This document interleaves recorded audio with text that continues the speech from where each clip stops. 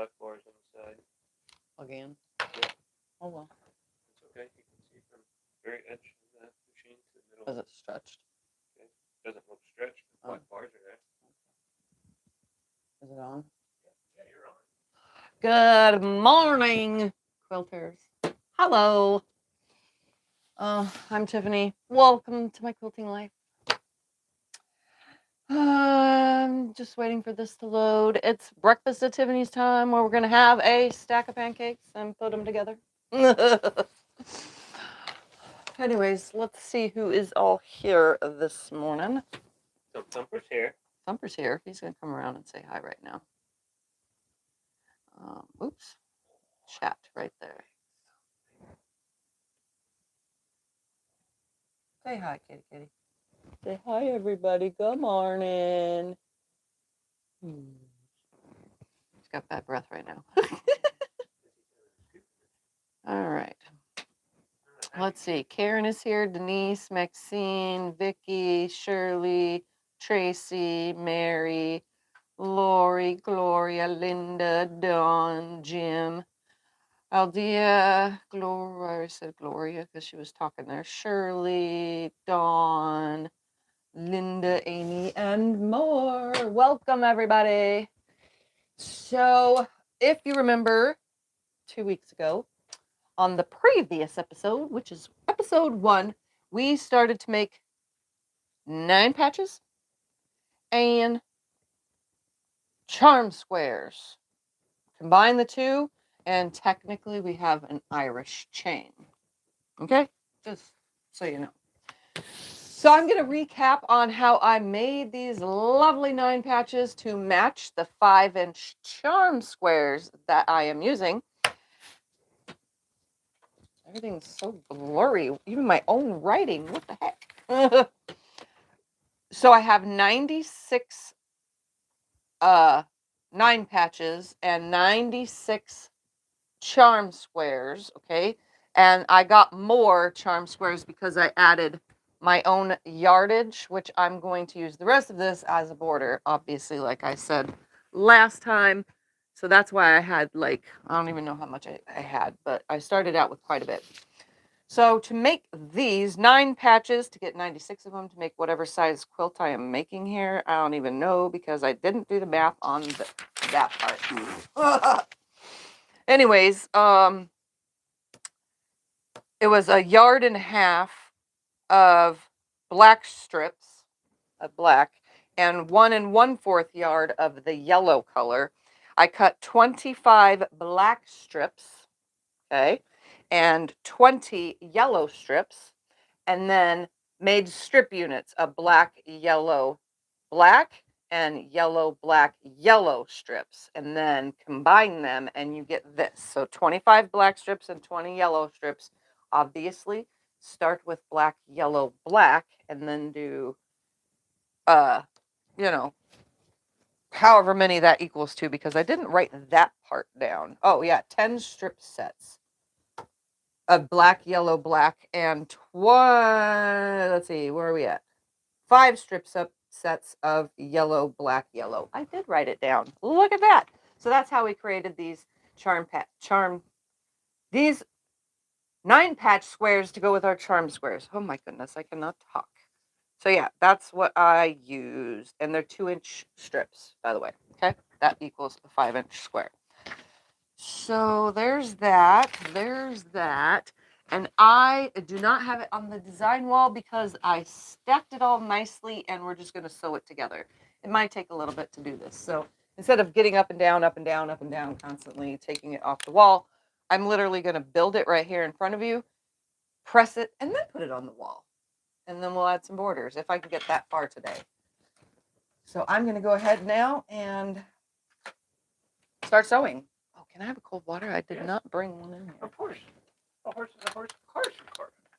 That's the one thing I slacked on doing. Glasses over there. So I'm doing, hold on, I think it's 12 across by 16 down. 12 across by 16 down. So each of these have 12 in them and there's 16 stacks.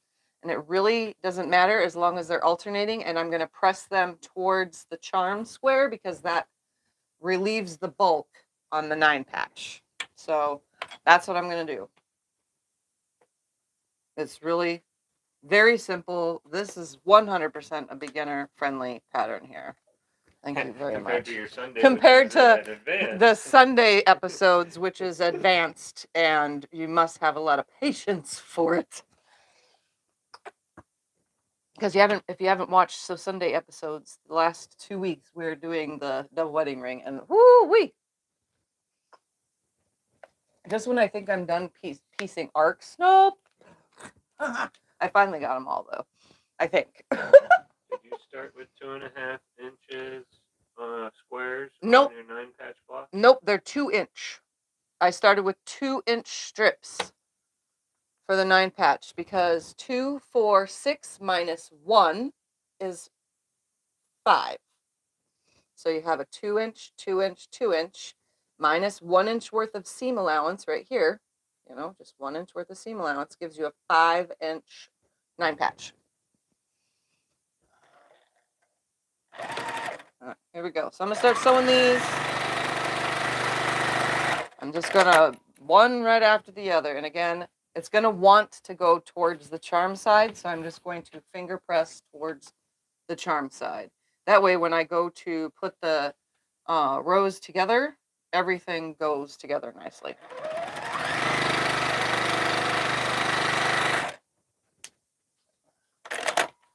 I just realized I have like a really tight seam allowance. It seemed like it was stitching really heavy.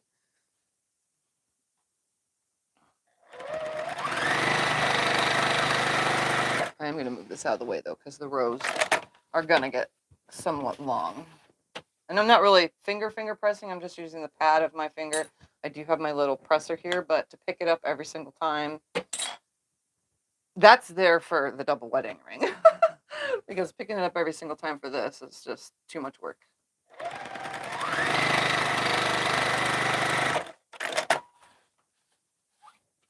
So it's just kind of like a sort of fold down. And then I will just stack the rows up and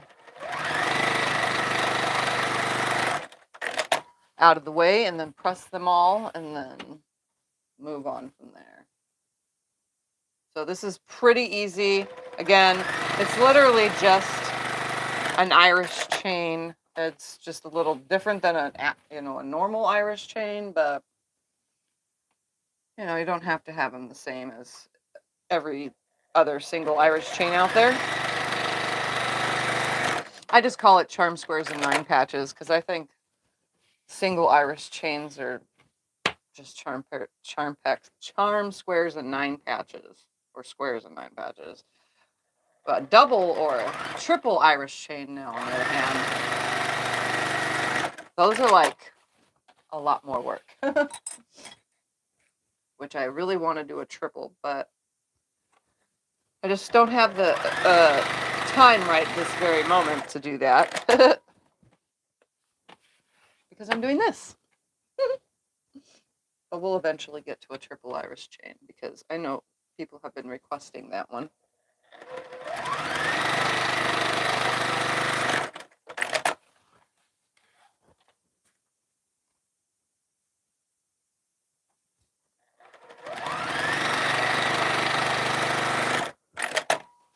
All right.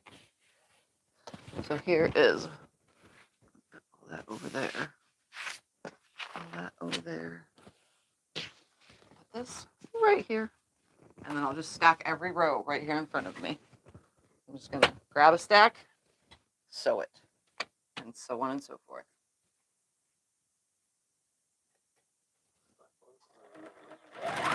Huh? They're not on my screen either.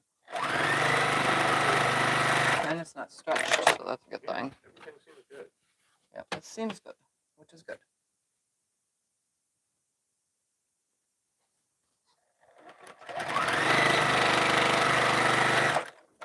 Okay, I need to make my seat go up higher. Monday, I finally go to the spine doctor to find out what's wrong with my spine. Maybe they can help me so that I could sit longer periods again. I've been sitting here less than 5 minutes now, and I'm already agitated. You tell me you got your MRI and everything? Yeah, I got my MRI, so all I need now is to see the spinal doctor.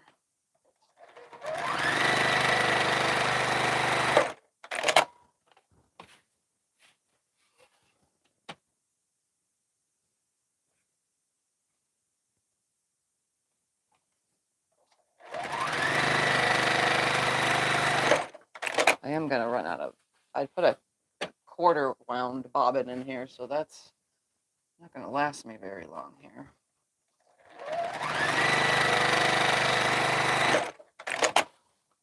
Well, that's okay. Changing bobbins is a normal thing.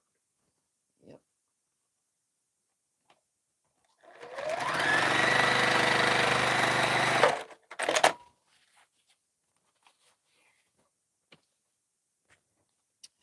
So what's everybody been up to?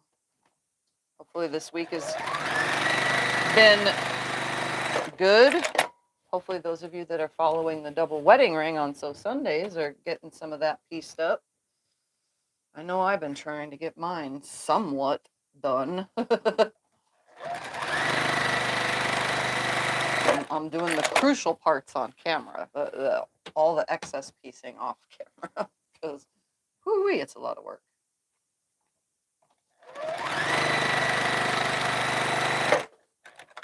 And I'm also trying to, get my long arm situated and all that. All at the same time. I have the, did I make it in this one, the flower pot? Did I do that for Breakfast at Tiffany's, or is that a So Sunday one? I don't remember, but you know about it either way.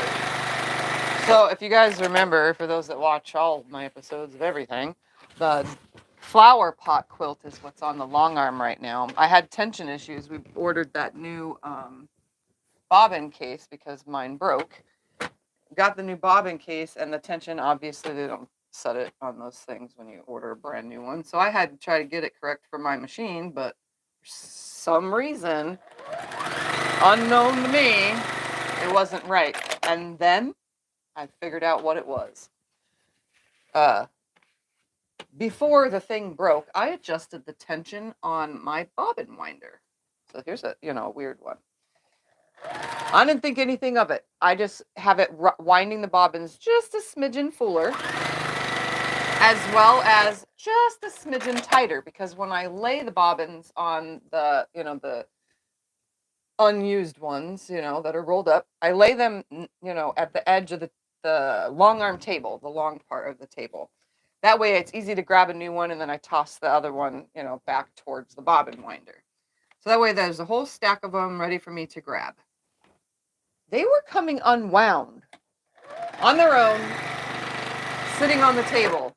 So I just figured they need to be tighter, So I just tightened the bobbin winder because, after a while it'll get loose. I have no idea why that did not stitch. So I made it tighter, and it was working fine until the bobbin case broke, right? I didn't think anything of it. Put the new bobbin case in because I had to get a new one. And I even used my original to my machine, and that one was also, the tension was off. So I was like, what the heck is going on here? What the heck? It's driving me nuts. Then I thought about it. Wait, I changed the tension on the bobbin winder. Then I put 2 and 2 together. So I put a bobbin that was not wound tightly in the case, and a bobbin that was wound tightly in the new case. So the old one has the previously wound, and it works great. The one that came with the machine, not the one that broke. And it works great. The tension is fine. So then I put a new one, the newly wound bobbin, in the case, in the bobbin case. Got the tension correct, and it works fine. So now all the bobbins that I have pre-wound of all the different colors, because I keep them in little tubs, those are all wound from the looser bobbin setting. Now they're being wound at the tighter setting. So now I have to swap from bobbin case to bobbin case because one is set for looser bobbins and one is set for tighter bobbins. Yep. So it's a mess. So, you know, It's a big old mess. it's just a mess. Yes, but I at least figured it out. It took all that time and getting so pissed off. I took 3/4 of a yard, loaded it on there, and then whatever, and quilted that whole entire panel. I could not get the tension correct. And then the other day, I did another 1/4 yard, loaded it on there. I'm telling you, I was going crazy. I wanted to pick up my machine and throw it because I couldn't get it right. Couldn't get it right. Now it's right, but it's 2 different rights. Like, what the heck? And I got to use up all those other bobbins that are loosely wound, you know, to get those out of the way so that the newly tightly wound ones, you know, can go in the cases. Oy, oy, oy. I'm telling you, sometimes having a long arm is a headache. So if you ever changed your tension on your bobbin winder, make sure that you change it in the bobbin case. Because it's going to be different. I know this now. And I never thought of it until now, you know? What you could use? I am using a Juki TL 2010Q. There is a link in the little chat that pops up every time someone asks. It's a great machine. It's straight stitch only. So if you only piece and free motion quilt, then this is the perfect machine for you. But you can also use straight stitch machines for making clothing too. So, yeah, there's that. But if you need a machine that is a not straight stitch and has zigzags and all that other stuff, then I do recommend the Juki HZL F600. I have that, and it is amazing also. Just slow. Well, for me, slow. Not for you, probably. But for me. But that's okay because it's for, you know, applique and so on and so forth. All right, row 3 done. Look at this. I'm moving right along even while talking up a storm. Look at that, guys. I can multitask today. It's a miracle. Hi, Becca. Ooh, what in the heck? My pedal is not supposed to move, and it moved.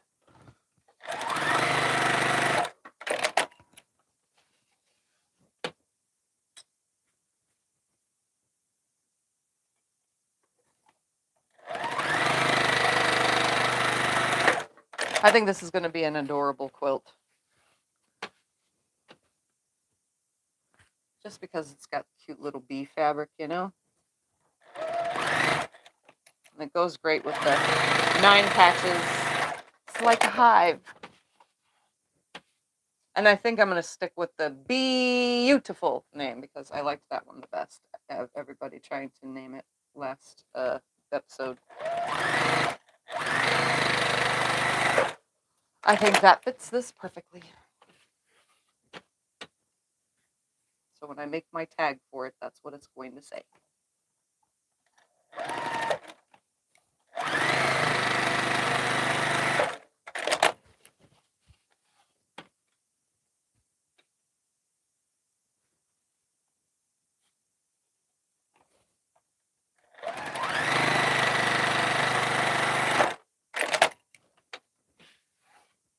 Beautiful. I like that.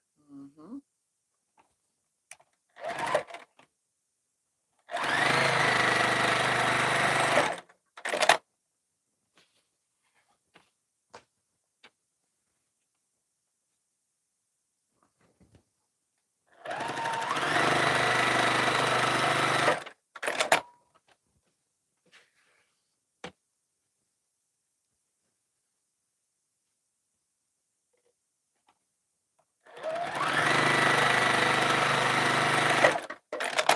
Any questions? You guys should ask questions because I can answer questions or else I just sit here and I have nothing else to talk about because I already told you about my long arm. I don't really have anything else for this week. You can tell them about Thumper. They were asking earlier. Thumper is still sick. He's still having vomiting. It's kind of, you know, what's the word? It's kind of getting old, but we love our kitty, and so, He has to wait to do the rest of all the tests and retest his urine at the end of the month. And hopefully get him for an ultrasound to see what's going on.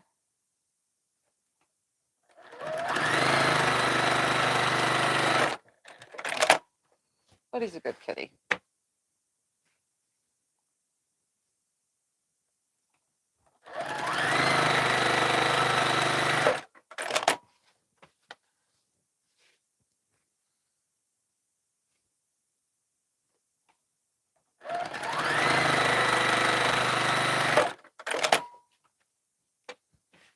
Eating and drinking and going to the potty just fine. Other Yep, than he's eating, his drinking, issues. and going to the potty just fine, other than his issues. Everything. It's like he's the same cat. He's not complaining by excessively meowing or like the painful kind of meowing that you hear cats make. He actually not- meows less. He actually has been meowing less. I mean, he's even decided, like, for the longest time, for about 2 or so months, maybe 3 months, he wasn't even laying on the bed with us when we watch TV from the bed. Because my bed isn't adjustable, you know, the feet and stuff. We got it when I had my hip surgery, because it made life so much easier. And so now it's like a giant recliner. So, and we have a TV in my bedroom, so we just literally recline it and watch TV. Thumper used to jump up on the bed, or Scott would pick him up because Thumper's lazy and doesn't jump on the bed. And he'd lay with us for a long time. And then he stopped. He wouldn't even come in. He'd just lay at the doorway. But the last couple days now, he's back to getting on the bed again, which is kind of strange. I swear, cats like change their, what is it, the word, demeanor? No, their actions, their whatever's constantly. It's never the same with him. Are you doing 8 across by 9 down? Huh? Are you doing 8 across by 9 down? No, I'm doing 12 across by 16 down. Yep, so 96 9 patches and 96 charm squares. Now that roll of charm squares had like 80 something in it. I forget, I think it was 82. It was like 80 something, and then I just added my border fabric. I cut 5-inch squares from my border fabric and then added it in. That way this is also blended in, and when I go to put the borders on it, this will go with it and look like it belongs. Because it is a bumblebee fabric, and it was the closest one to these bumblebees on this. And if you don't know where you can get the roll, you can get it at Fat Tuesday Fabrics. Right now there's no discount code though, just so you guys know. So it's... Yeah, I don't have a link for it. Yeah. Well, it's still on the thing. It just still has the discount code wrote on it. But if you go over to Fat Tuesday Fabrics, and that's where you can find the roll. It was up here. Yeah, it's right here. I've never seen these rolls anywhere, so that's why I'm telling you guys. And they have quite a good selection of fabrics. I got some beautiful boutiques from them.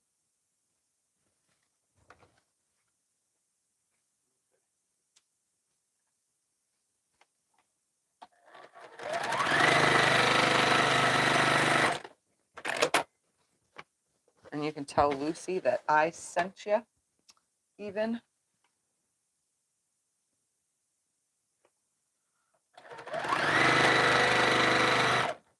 And it knocked itself out again. No, it's in the hole. I ran out of bobbin. Did I run out of bobbin while sewing? Okay. I knew it was going to run out. I only put 1/4 of a bobbin in there. Oh. It's stuck. How is it stuck? Okay. Let's grab a fresh roll. I'm literally almost done with my second full spool of this Aurifil thread. Like, you could tell I've been piecing a lot now that I'm on this next spool of it.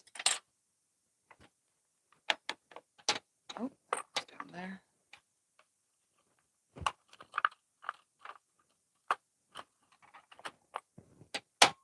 And if you're always wondering, this is my bobbins. So that way it's right here in reach. And then I put discarded bobbins in their cases, and then I keep my walking foot and my cleaning supplies in this one. And the little thread topper for small spools, which doesn't help me any because I don't use small spools. But when I do, it has that in it. But I keep it right here in the gap that's under here. There is a thing under this table, like a clip or whatever. That kind of is in the way, so it sits perfectly. You know, I can drop it right there. Just in case you guys are wondering why I always reach in there. It's not a drawer that comes on the machine. It's just a little dollar store thingy. Okay, I don't know what's going on here today, but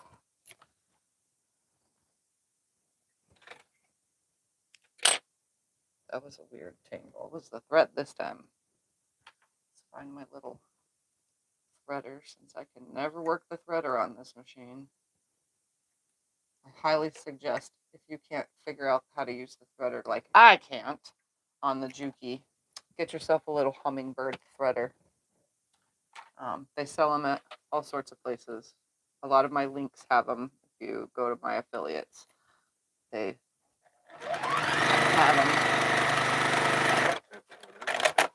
Yeah, that quarter shop has them.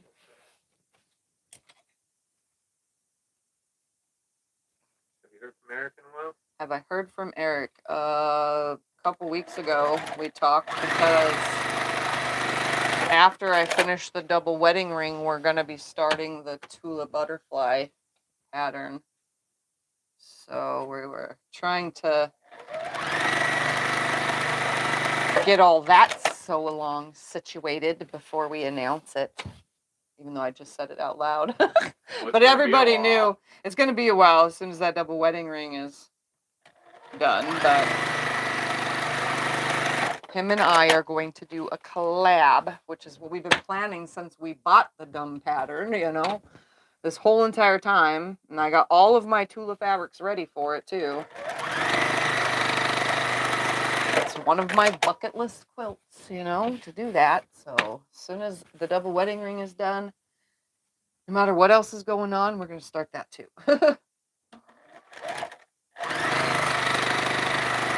But when it comes time, I will let you guys know. It's probably going to be here on my channel and not his. But he'll be on yours with you, right? Yep, he'll be on my channel with me.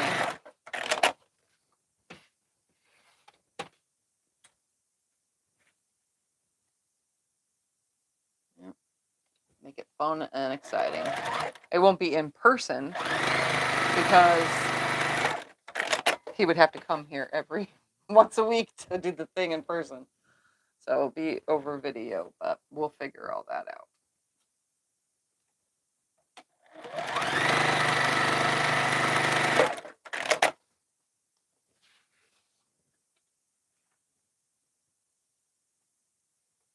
I feel like I have a whole heck of a lot of rows to sew here.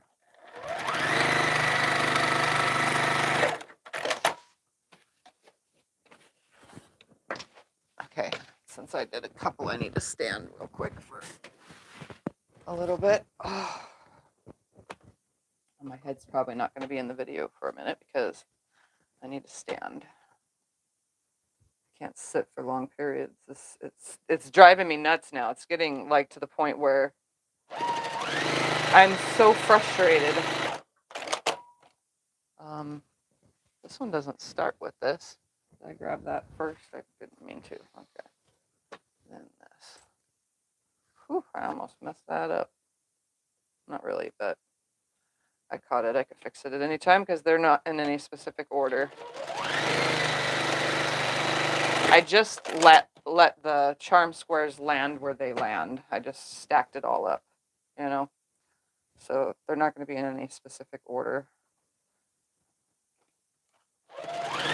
I'm just hoping that no two same blocks are catty corner from each other, but obviously I can't control that if they are, because I didn't lay it out.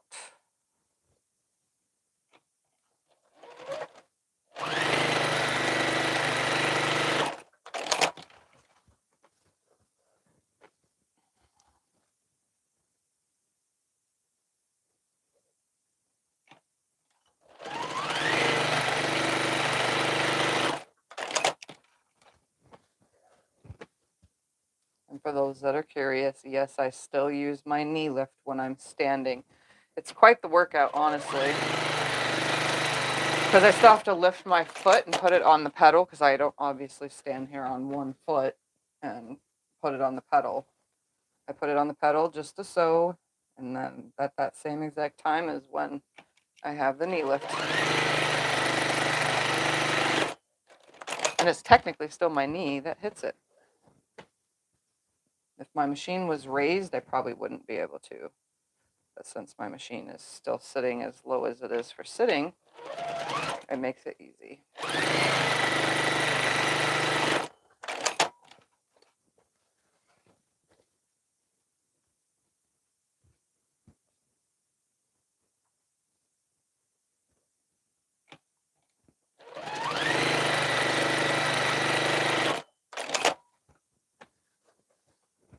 And after a while, anyway, of using a knee lift, you get used to it, and you can use it in all sorts of ways. You can use it with your opposite leg, and so on and so forth.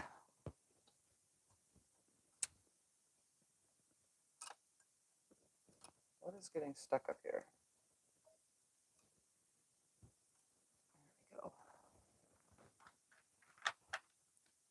It tangled itself again.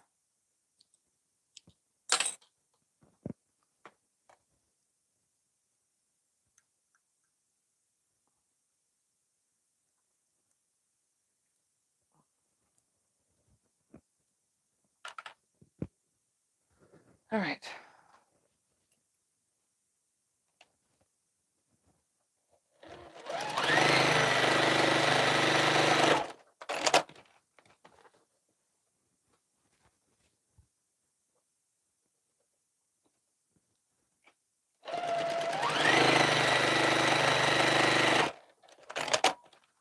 I don't know how many rows I'm at so far, but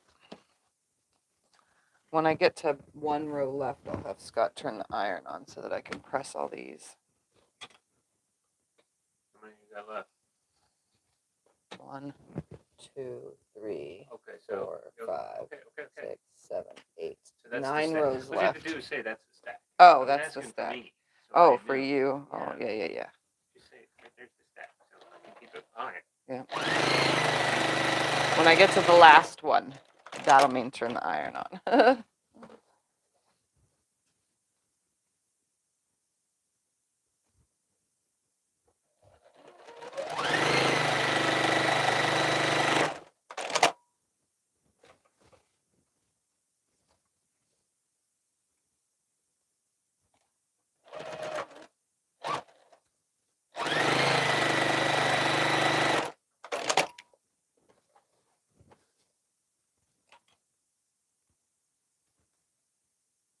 This is so adorable. I love these little. I don't like bees, especially bumblebees, because I don't want to get stung. But if it's on fabric, it's cute. If it's in a picture, it's cute. But in person, I definitely don't want bumblebees flying on me.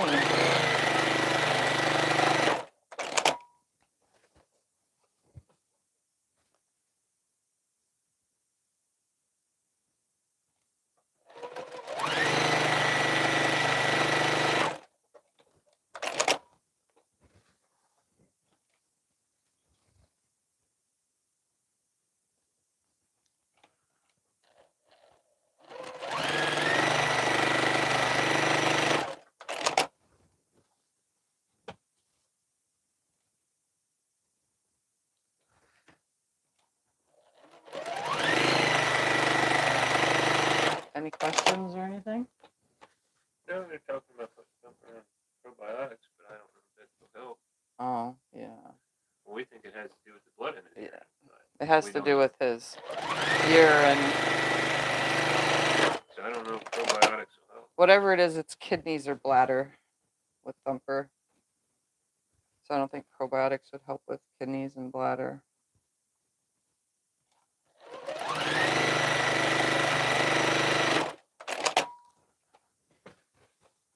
We took his water additive, dental water additive, away from him just because I read an article about zinc But he's still vomiting, so obviously it's probably not even that. It has lessened. Yeah, it has lessened though, so maybe it is helping. But we took it away. But he had that for years because Thumper has the horriblest breath because his teeth are rotten, you know, and then he had most of the rotten ones removed. But we figured still giving it to him because Beware of this water additive so they can get zinc poisoning. yep, we still gave it to him because his bad breath and his teeth were rotten, so it keeps his teeth somewhat clean so he is not completely toothless. But you have to be careful with those water additives that are dental water additives because they have zinc in them, and a cat and dogs as well can get zinc poisoning. So if you don't mix it right or whatever and so on. Now, he didn't have excess amounts of zinc, so he was good, but we took it away just in case that was something that was upsetting his stomach.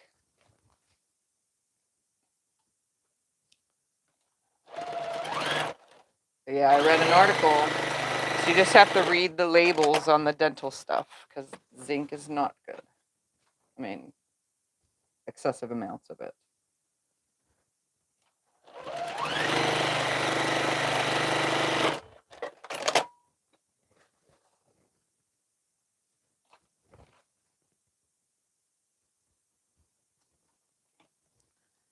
We'll get it figured out. We have a really good, thorough, informative vet, so Thumper will get figured out eventually.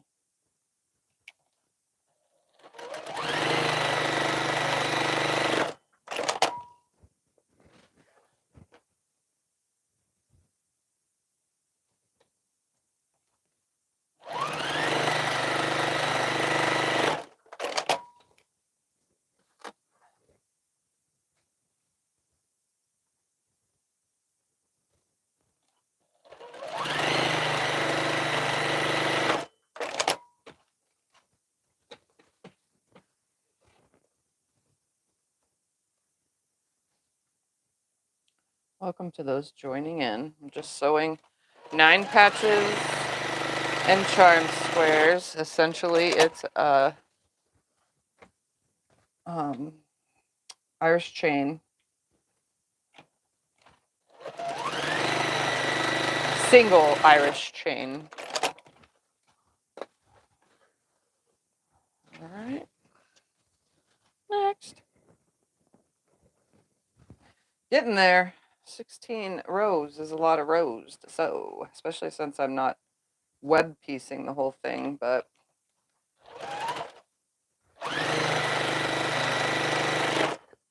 I didn't lay it out for web piecing.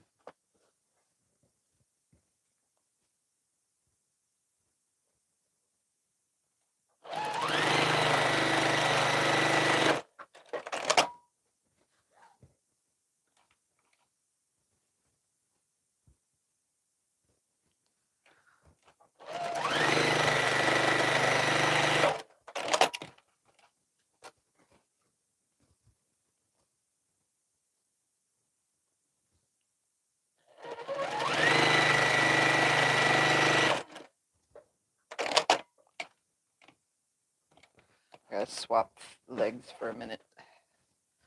Sew with my left foot instead of my right. Where'd you get your shirt? My shirt was bought for me by my friend at QuiltCon this year. This one that just happened. And speaking of QuiltCon, I will be at QuiltCon in February of next year in Raleigh, North Carolina. So if you East Coasters want to meet, that's going to be the best place to meet me. Make yourself a trip to QuiltCon. You won't be disappointed. I absolutely love going there every year. Now, the next year after that, it's not going to be in Phoenix again. It looks like it's going to be in Georgia, in Atlanta. And I've never been to Atlanta, but I don't know how that one's going to work. I guess I will fly to the airport there and take an Uber to where I'm going to stay and I guess I'll figure all that out in 2027. It's a long ways away, but I know now at least where it's going to be. Speaking of trips, don't forget in the description below every single video until about 90 days before the cruise, there is a cruise. So if you haven't watched my announcement video and you want to go on a once-in-a-lifetime cruise to Alaska with me, Becca, and Ian, Becca from Becca and Ian from Kilter Crafter Ian, we will be on a cruise to Alaska, and all the information is down in the description. Well, you click on it, it's in the description below the video. And did we make a link for the thing? Oh, so it's in the description. And to join and have me, you have to book through those links, as well as the quilting package is, part of, you have to pay for the quilting package and blah, blah, blah, blah, blah. So you have to do all that through that link. So that way you have access to me, Becca, and Ian. So it's going to be wonderful. We'll be cruising on a celebrity cruise ship through the Inside Passage of Alaska, and we leave out of Vancouver in Canada. So I'll have been to Canada, which is kind of cool because I've been to Mexico, so I can go to Canada, and then maybe in the future I'll be able to go to other countries. Yeah, but I don't know if you really call it going there. I know. You're going out the airport and going on the cruise ship. Scott says you don't really call it going there if you're just going to an airport and to a cruise ship. Like I've been to Germany in the military, but technically we'll be going around Vancouver, so technically I'll have been in Canada, whether it's by car, plane, and on its way to sea. I'll still have been there. Boy, thread, stop tingling today. Ooh, it really tingled up there. Duster. Slide that in right there. Maybe that'll fix the problem. Get rid of some of that dust. I sure as heck make a lot of dust here because I sew so much. Sounds like I say I sew so much. But I sew so much. Where's that hole? I can't see the hole for the needle threader, so I kind of just poke around because I can see the needle, but I can't see the hole in it. So I just like poke this around until it lands in there.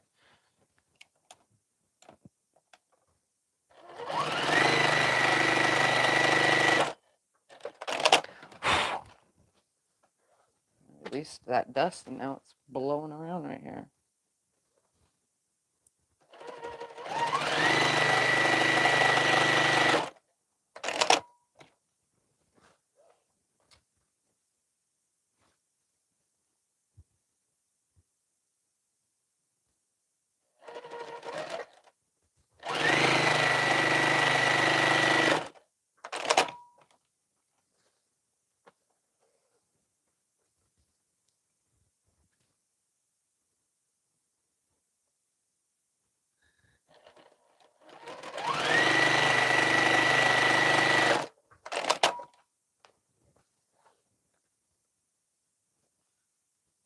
We're getting close to the bottom of this stack.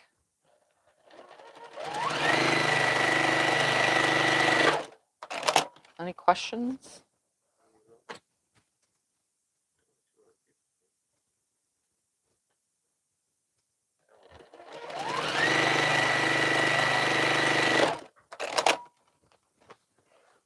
All right. Next. What thread do you prefer on the Juki? What thread do I prefer? Well, my Juki prefers Essentials thread. So far, that's the best one that it's liked. But it likes big spools of anything, really. As long as it's a big spool. I cannot use little spools of Orfill, yet I have so much of the stuff. And I use it in the HZLF 600 Juki. And as well as it can be used in my little brother thing. Yeah, Superior Connecting Threads. It's Connecting Threads, but Superior Threads has it. Essentials thread, yes. Yep. Yep. So that's what I usually use, but right now I'm using Aurifil to use up the 2 big cones of it that I had. Plus, this is a cream color, so it literally goes with everything. I've been using it for piecing this. I'm using it for piecing the double wedding ring that I'm currently working on. And all of my little side projects I'm using it for. I've already gone through 1 full spool. We gave it to Thumper as a toy because the empty spool things, he likes to bat them around. So I gave it to him as a toy. And yeah, I did it again. All right, I think maybe I could sit now. It'll probably stop this from happening. Because when I stand, I put my foot directly on the pedal, kind of sewing fast. Real quickly, but that shouldn't make it always come unthreaded. Well, Jim posted the link to the video. Okay, thank you, Jim. Jim posted a link to the cruise announcement video. I spent a lot of time editing that. That was me learning there. That was actually really hard to do. Because I'm not good with editing. You guys know this. I screw up editing all the time. So, because I'm a quilter, not a videographer. Although I've taken on the part of a videographer, photographer. Let's see, what else am I? Because I quilt. I'm my own store owner because I have my fabric room. I just, I took on a bunch of roles when I became a quilter. It's kind of funny, actually. And the cool part is every single one of those are self-taught. You really don't need to be self-taught, though, to use a cell phone camera. You just need to know how to get the right angles. And I can do that. I just don't have good lighting. But hey, I do the best that I can with what I got. Does cotton thread do okay? Yes, that's what I use is cotton thread. The big spool is cotton thread. I always use cotton thread when piecing. I don't use anything else. The only time I use polyester thread is when I use my serger. My serger has polyester thread, and my industrial machine has polyester thread, and my long arm for quilting has the polyester thread, but for piecing I use cotton.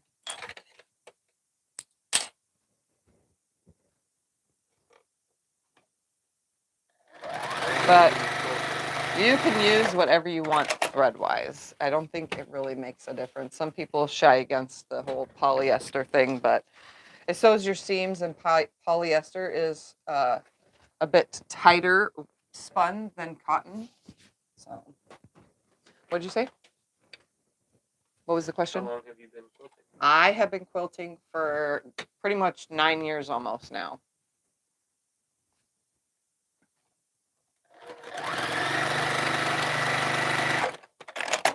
I've known how to sew all my life because when my kids were little, of course they're grown adults now. They live wherever they live out in the world and do their own thing. But when they were little, I had a sewing machine. I had always had a sewing machine ever since I was a teenager. And I would, fix or hem clothes or, things like that. And I'd fix my own. And I'm shorter, so I had to hem most of my jeans because jeans, for some reason, I don't know why, most companies think everybody is Amazon tallness.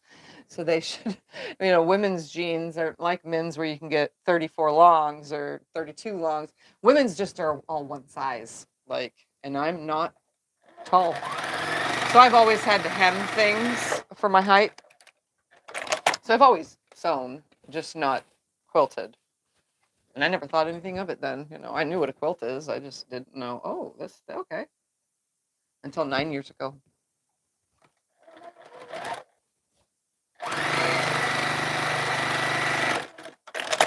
Then I figured it out and Look at me now.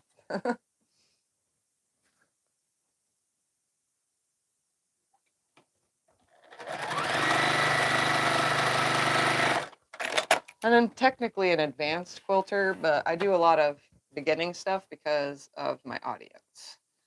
But every now and then I have something harder. Like the double wedding ring. Where do you find info on QuiltCon? Where do you find info on QuiltCon? You literally go to quiltcon.com. I totally agree. Yeah. QuiltCon has its own website. Yep.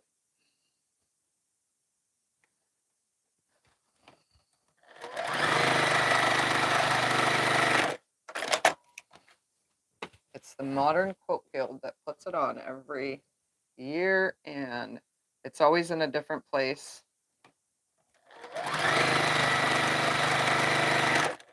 It moves around.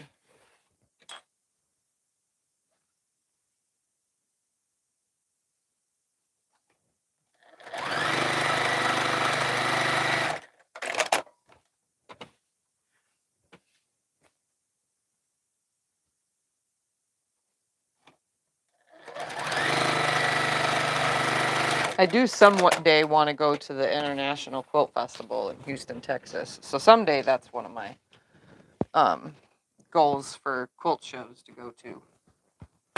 I also wouldn't mind doing the road to California, since I'm actually closest to that, to do that every year. What industrial? My industrial machine is a Juki Hasn't popped up yet. DU 1181N. Yep. Popped up right as you said. And there's a link in the chat. It's a walking foot machine, so it's not for piecing regular fabrics. It's for cork, vinyl, leather, really thick stuff. It's a walking foot machine for that.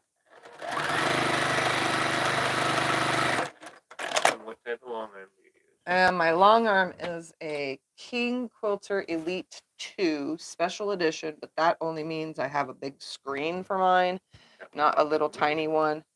Mine's on a 12-foot frame because I, long arm for clients, and I get king size quilts. So, and I make a lot of queen and king size for myself anyway. So I upgraded from a 10-foot frame to a 12-foot frame because, the quilts just keep getting bigger and bigger.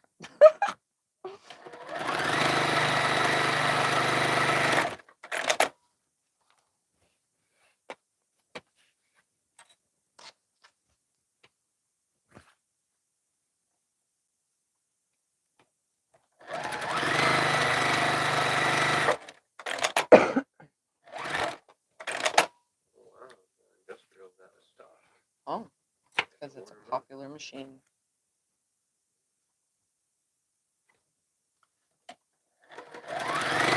I almost cleaned the whole machine off too. The industrial, like the table was mounted. I cleaned most of it off because I have this big fat idea in my head that says, Tiffany, you need to make a bag. It's been so long. So I had this bag idea in my head, and because I'm working on the double wedding ring and I wanted to get this done, I kind of just have it sat down at the machine, made myself a random bag. And I do enjoy bag making. I enjoy making things up and just creating something that nobody else has. Which is what we're doing with quilting too. Of course we can use kits and, things like that and create something that everybody has. But quilted differently because everybody quilts things differently. But technically it's a one of a kind because it was made by you.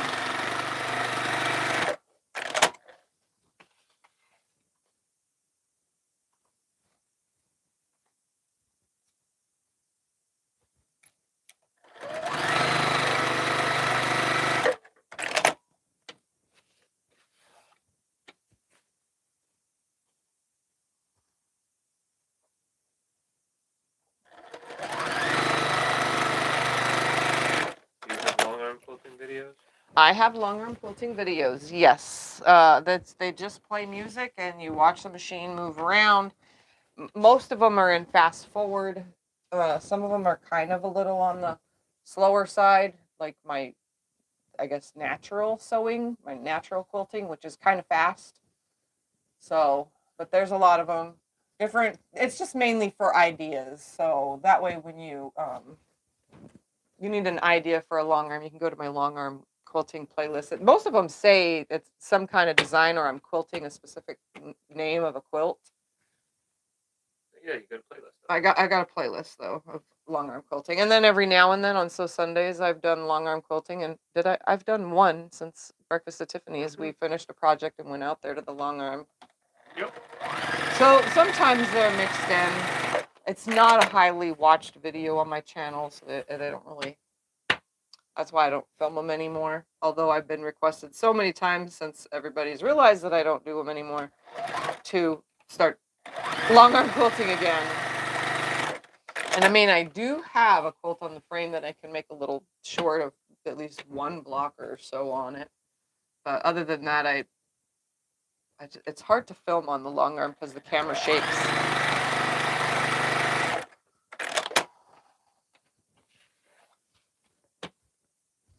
And I have a client quilt, what is it called? Mad Hatter's Tea Party, a Tula pink quilt. I have one of those here. That's a client quilt that needs some custom quilting. I didn't start it yet because it's my bobbin thing was not situated, you know. Now that it is, I can start on it when I'm done with what I currently have. But it's going to get custom quilting. I may or may not. It depends on how I feel. Record a little bit of that. I recorded another one, but I'm not sure how good the video quality is because I put it on the computer. I just haven't edited it yet. So, but I recorded another custom quilt job for a show quilt.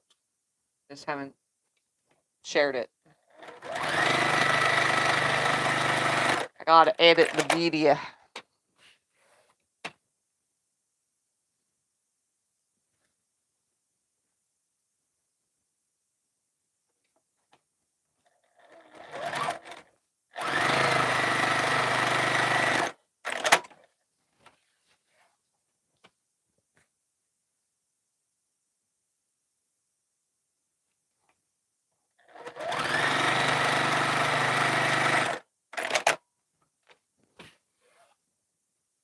Yeah, I've been doing it's weird lately. It's like I needed to practice on the show quilting and custom quilting. Like I really needed to practice because I don't do it very often. And all of a sudden, client jobs are coming in that all need to be custom quilted. Everything is custom. I'm talking like show quilting custom. But yeah, it's so weird. Like they're all choosing the most recent like 10 quilts have all been show quilts. I'm like, wow, this is so weird.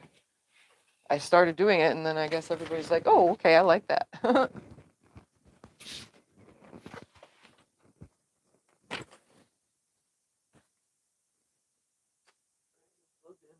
thank you. Water. Oh, there's water. No, I just did that like yesterday. All right, so I'm on the last row of piecing. Then I'm going to take all these over to the iron and press every row nicely.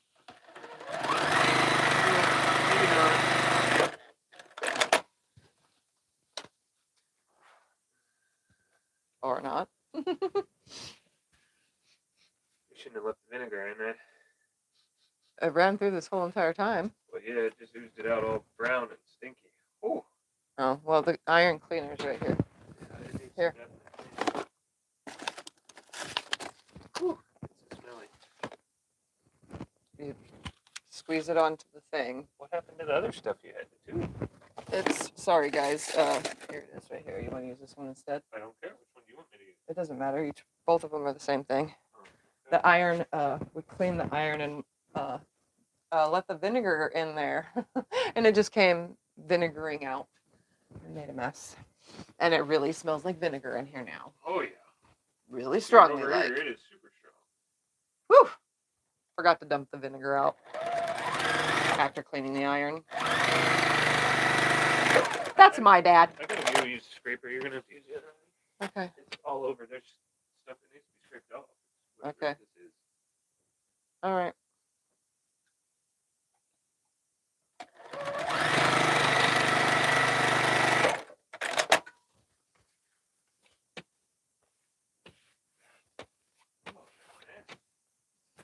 It's really strong smelling of vinegar in here. Whoa.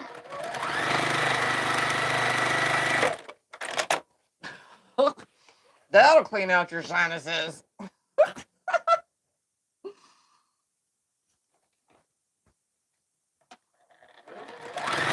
guess now you got to clean the vinegar out. Yep. It came out brown. It was brown stuff all over your ironing board. Well, it's a good thing I made a washable cover. Yeah,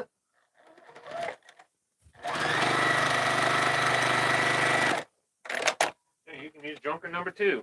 Yeah, we're going to use junker number 2. No steam. Junker number 1 and junker number 2.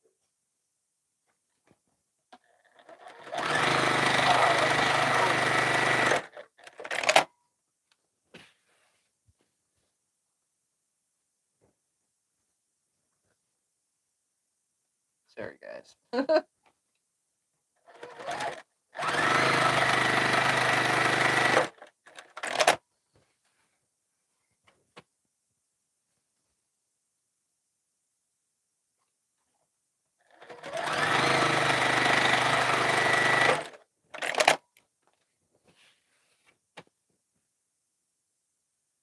right, last piece to sew on, and then I shall press without steam. I'm a steam girl. If you guys didn't know this already, I like steam irons.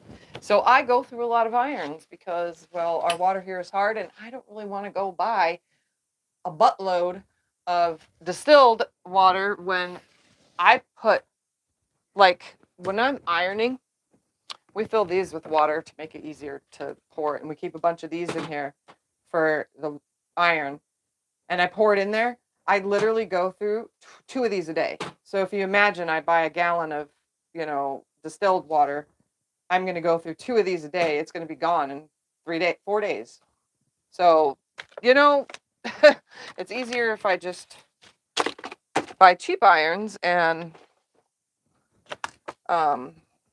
let them get corroded and nasty. Give me 2 seconds, though. I gotta clean off this ironing board, and I'll face you guys to me. I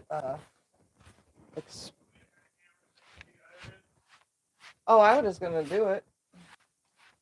That way they're on this side of the room. All right. Show them your big old ironing board cover. I'm gonna lay this on here. And then I'm gonna take, this is my bottom row. I've already finger pressed them, so I technically just need to, like, heat push them,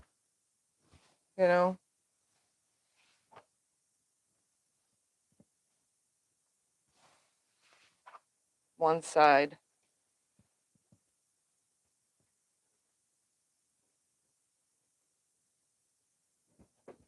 All right, so that's as flat as it's going to get.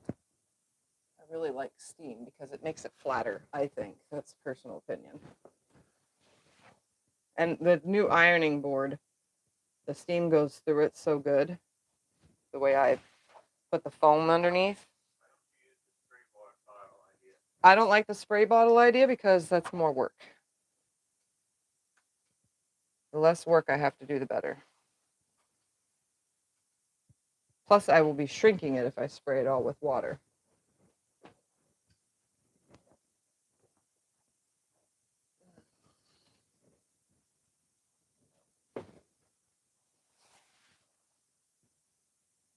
I do have a spray bottle in here, though. It has starch in it.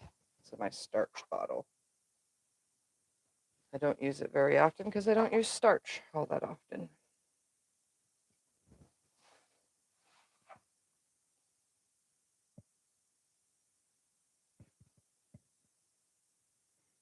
As long as these seams are flat, that's all that matters.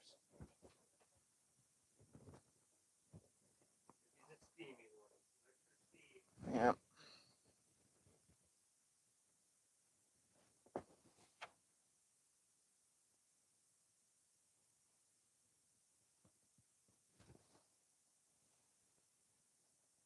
I know this is probably, you know, monotonous to watch, but it's got to be done before I sew the rows together.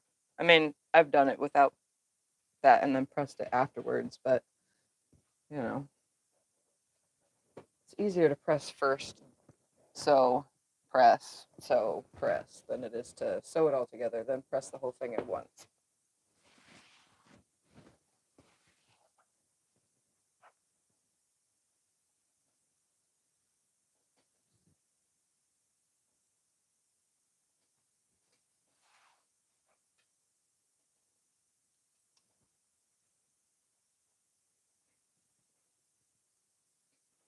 And for those that say that, you know, because I go through irons so fast, our hard water here where I live in Arizona is harder than you'd ever imagine. We have a Moen sink faucet in our kitchen, you know, a Moen. It's a Moen. It's supposed to last forever, right?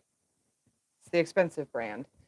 And it corroded so bad that it ate through the metal.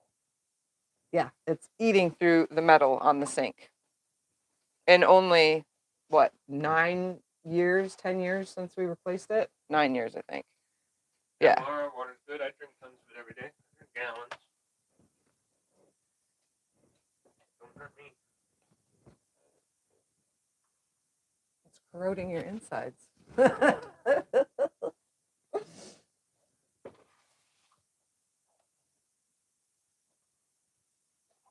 Notice that when I do this, I'm literally just letting the heat sit on the seam for a second. I don't pick it up though. Kind of lazy about that. No, just like do one quick pass all the way.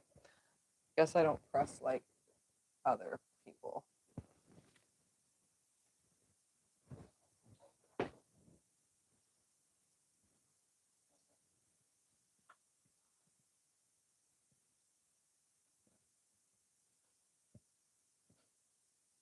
We only have to do this to 16 rows, so.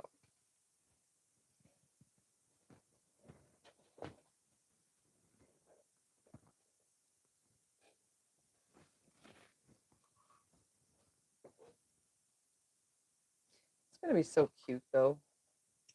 It's worth all this extra effort.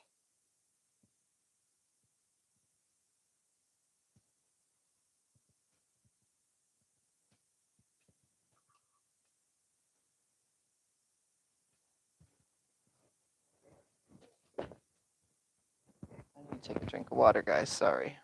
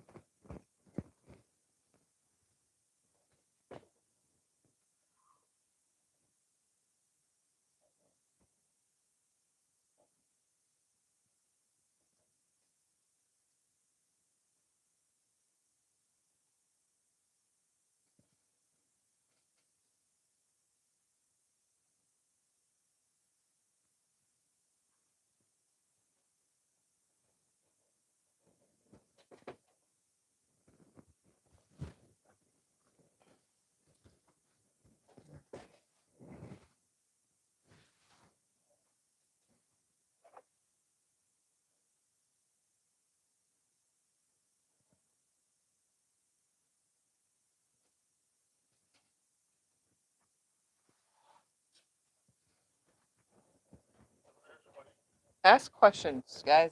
It's quiet. I feel like it's awkward silence. And it's weird to just watch me pressing only, so. But a lot of people like to see the whole entire process. And that is why all of my videos are start to finish. There are a couple times I've not finished a quilt from a video, but for the most part, I finish them. for you guys all to see the process, especially those beginners out there who say other videos skip the steps that are kind of crucial, you know, like how you're supposed to press something. This is a crucial part. Any minky tips or tricks? Minky tips or tricks. Well, when you sew minky, if you're piecing it for a back, make sure that you piece it with the nap. That's one tip. That way, when you rub your hand along it, I don't have any minky just randomly on hand in here. But when you like minky, if you rub your hand one way, it makes it all whatever and it darkens it. And if you rub it the other way, it lightens it. Make sure that when you piece it together, that you have a continuous darken and a continuous lighten the way of the fabric. If you're another tip for minky, if you're using it on a long arm, make sure you load the stretch on the bars and the straight grain, the non-stretch, from the top bar to the bottom bar. So you want the stretch to go parallel with the bars and the not stretch side to go vertical so that you don't get a distorted quilt. When free motion quilting it, I've not actually free motion quilted with minky. I only do that on the long arm. A lot of clients like minky quilts. But I don't really ever, and it's not to say I've used minky in quilt tops, but that's because I made Santa beards with it. But I wouldn't ever use minky in the quilt top. I think that's just too bulky. So, and it would look weird. But go for it if you want to try it. Other than that, I don't have any other tips for minky because I don't really use it much. It's messy. There's another tip. Messy.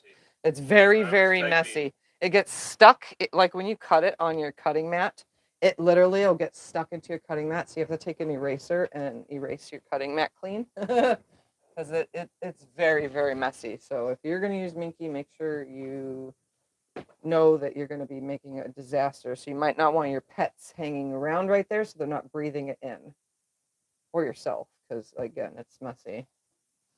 You definitely want to make sure your cat that hangs out on your desk is out of the way, or your dog that hangs out at your feet is out of the way, just because it's so messy. I do not recommend pets breathing that in or licking it, because they can swallow it too. So there's my tip for that. All right, let's go sew these now. Scott will put the camera back. Camera's moving. Camera's moving. Huh? No, because I'm going to press each row after I sew it.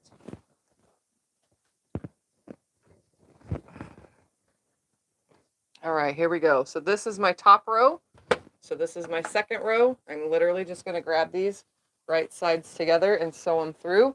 And then I'm going to grab the next two right sides together and sew them through. And I'm going to do this in sets of 2 and then turn the 2s into 4s. And yeah. So I'm just going to nest my lovely seams here and get started.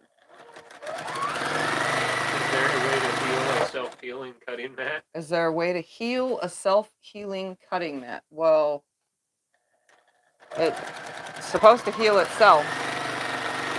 Keeping them clean, though. Where's my little cleaner thingy? Right here. So there's this thing, a little heart thing. It's a gypsy quilter item. Oh, and it's covered in dust. Here we go. Same company. Yep. Makes the little duster. Whew, my room gets really dusty, just so you guys know. Whew. You could probably see it on camera. Look at all that dust just flying off of this thing. Anyway, so there's this thing. If you don't like chalkboard sounds or like weird styrofoam sounds, this is probably not the product for you. Put it on your hand. That's why it's got a hole in it for your hand to go in it. And you hear that? Those that hate it, turn your ears off. It makes that sound and it's kind of annoying. But you clean your board, okay? Get it all clean.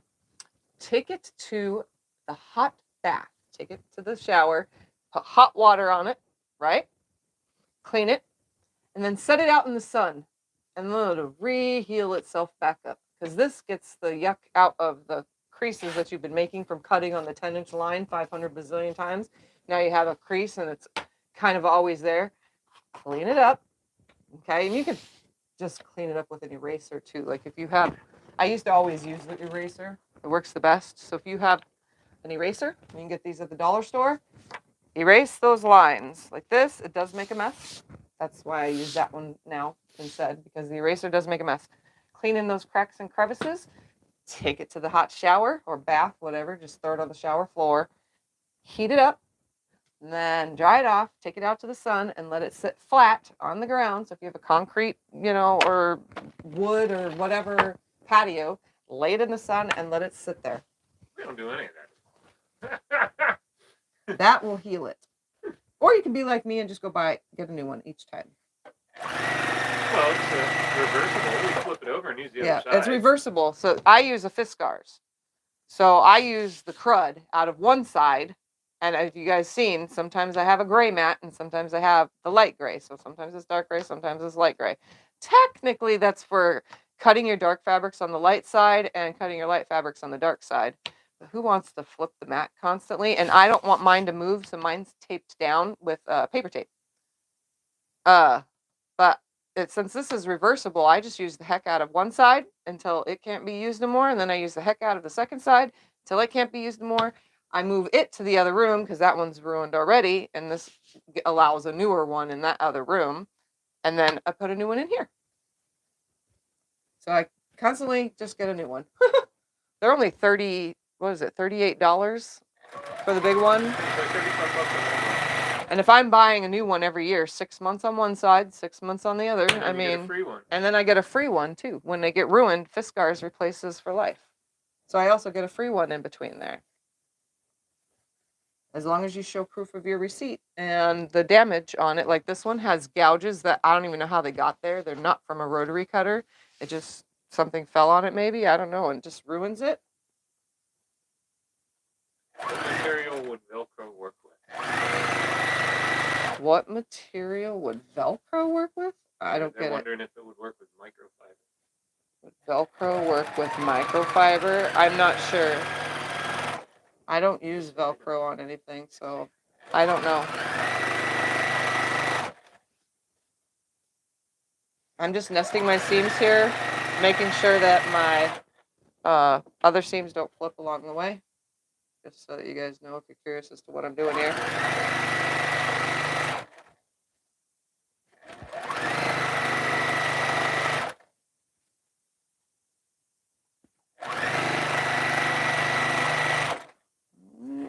Coming to the end, and I'm going to grab the next two. So this is 1 and 2. And then we'll have 3 and 4. So I'm always remembering, there's 3, here's 4. So 3 will go on the bottom, 4 will go on the top. That helps me when I'm piecing like this.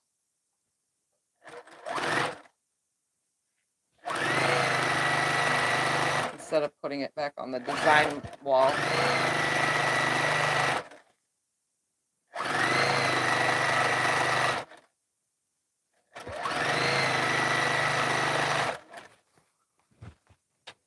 And I don't pin, but if you guys need to pin, go ahead and pin.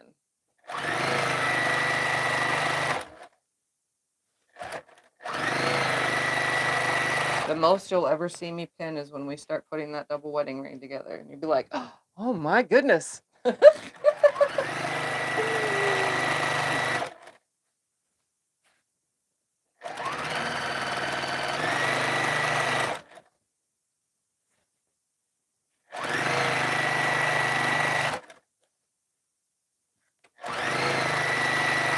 Flipped anyway. Pushed it down. Dumb seam.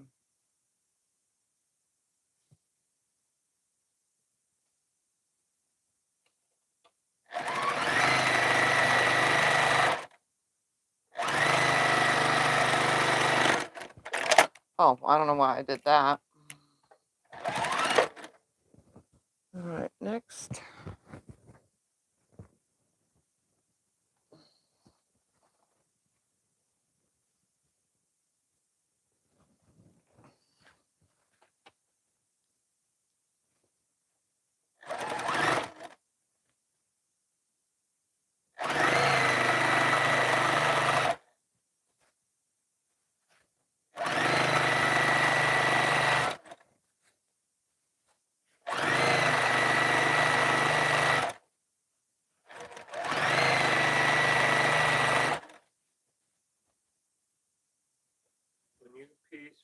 backing of the quilt? Do you press the seam open for quilting? When I piece backing for a quilt, first off, I sew it with the selvages on, but I sew like a half an inch away from the selvage, and then I cut the selvage off. I don't keep the selvage in my backing because I run off of the long arm, and you can hear when it goes through the selvage because it's thicker and it's woven tighter, so you can hear the machine works a little bit harder to go through that. So I always, always, always cut the selvage off. Same with sit down free motion. Cut the selvage off. Do not leave it. Once that's cut off, I take it to the iron and I press the seam open all the way. I always keep my seams open. Every now and then, if I have a pieced back, like super pieced, like my epic video making quilt backing from that, then those seams go whatever which way they, were pressed. But 99% of the time, when I piece backing, I always press the seams open. That way, when you're laying on your quilt, you don't have a little lump from the seam all going one way. Think about it. You can feel it. Any suggestions to stop puckering on polar fleece as backing? Stop puckering on polar fleece as backing? I have no idea. Have I used polar fleece? I don't think I've used polar fleece. I might have for long arm quilting it for clients. So I don't know if I have any tips for puckering. Smooth it out.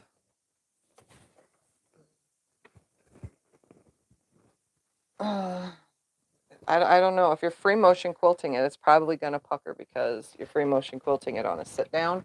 So the fabric's not really stretched out. It's going to bunch up and not stay flat. So I don't know. Maybe someone in the chat might know. You can also ask in the Facebook group because there are a lot of quilters in the Facebook group if you're joined that work with materials that I don't usually work with. So they may have a better answer. How much batting allowance do you leave when making your quilt sandwich? When I put the quilt on the long arm, I at least have 1 to 2 inches of batting on all 4 sides. That's personal. When I do client stuff, I want 4 inches all the way around batting. Because I don't want to run out of batting while it's on the frame. I hate when that happens. It's happened a few times and it drives me nuts. Because then I have to piece it right there on the frame. Obviously, I do an iron joiner, but still, it's kind of annoying. So I would say 2 to 4 inches. And if you're free motion quilting, most people do 2 inches all the way around. It matches the width of your backing fabric. And then your quilt top is a little bit smaller. Because that's how I did mine when I was free motion quilting sit down. I made sure that it was at least 2 inches bigger all the way around. And I usually cut it in advance. Oh. My long arm skips a couple of stitches when I'm coming around a curve, always in the same place at 11 o'clock. What'd you say? My long arm skips a couple of stitches when I'm coming around the curve, always at the same place, 11 o'clock. Any thoughts? Always at the same place. Make sure that your table is leveled out properly. Check the level. Check your encoders. Make sure that they're cleaned off and there's no debris or something every time it goes to that position. That the wheel's turning, that none of your wheels have something. So clean all of your wheels off. Trying to think what else you can do for the long arm if it's off. I used to get a bump every time I went from, I gotta think about this, from my left up to my right. Remember that? When I used to get a bump every single time? It turned out it was just my frame. When one side is just ever so slightly, it hit it every single time. I was in that position, almost center of my frame. It was kind of a little more to the right side. And it would hit that going up every single time. And yeah, it was all because the table wasn't together properly. There was a bump in it. So you got to check your wheels, check your table, make sure everything's level. And hopefully that'll help. If not, then it's most likely timing. Because when I started having skip stitches, it turned out to be timing. And I had to take my long arm in. They do sell at-home things that you can do timing with, but you really got to know what you're doing. Just let the professionals do it.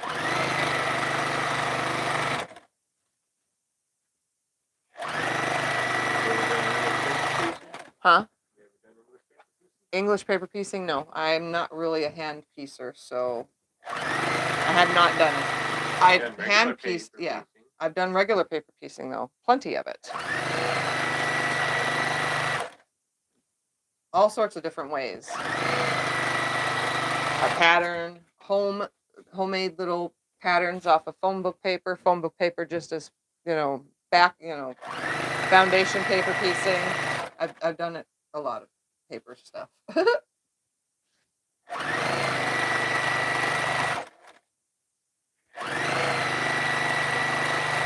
And a lot of people have asked over the years, why do I use paper for my foundation paper piecing for strings instead of using like a muslin or a sheet or something as the backing? And that is because dual layers makes the quilt too heavy. And when I have to long arm quilts that people send in, it's not that the machine struggles. That machine can sew through anything. It's that it makes it harder to go through because the machine is set for specific sewing, which is a layer of a top layer, a batting layer, and a backing layer. It's not meant for two top layers, a batting layer, and a backing layer.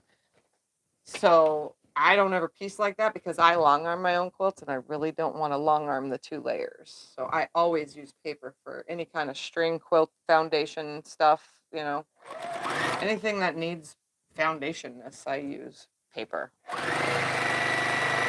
And phone book paper rips easy.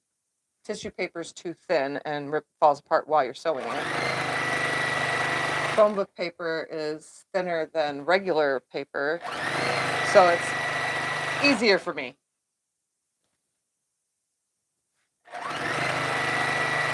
You can actually buy foundation papers. But no English paper piecing. Just not into the hand sewing. I have to use my hands to sew, but that's as far as it goes. Nope. Have you ever used paper from flyers? Paper from flyers? No, but I have used, we get phone books still. It's weird, but they're small. They get smaller and smaller every year. The actual book itself is skinny. But I have used newspaper and magazines. Like, we get this paper in the magazine. It's called the Green Sheet or Ads Pay or whatever. Yeah. We get that every month in the mail. So we just stack them up. And if I'm doing something, I just grab that stack of them and use those to sew. If there's too many of them and I haven't paper pieced, they usually go in the recycle. But yeah, those are easy to sew on. And then newspaper, obviously, which I already said. I mean, so some people still get the newspaper. So you get your daily paper, you save them up until Sunday. And if you think you want to make something, take all those paper, cut them into 10-inch squares or whatever you want, and then use them to sew as foundation. It's pretty easy. I prefer not to use muslin or a sheet. And I do long arm quilt for people that do, but like I said, I don't know, it just seems harder. And it's heavier, way heavier.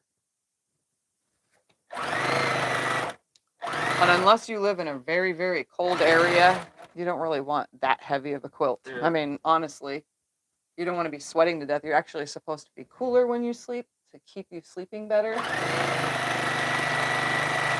So that your poor body temperature doesn't increase while you're sleeping, so you get a better night's sleep. So it's just my own, if you want to use it, that's on you. You can do that. People do. I just don't.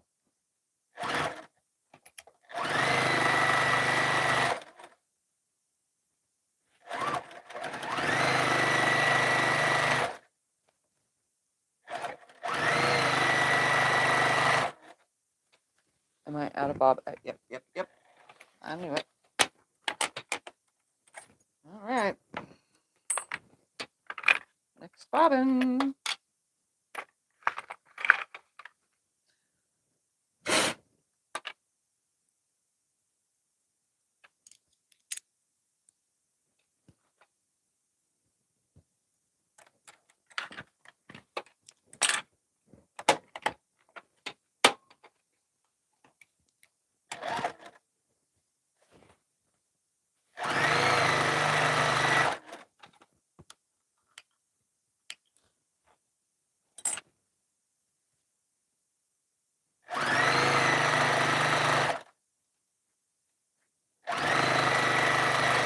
I think there's 2 more to sew.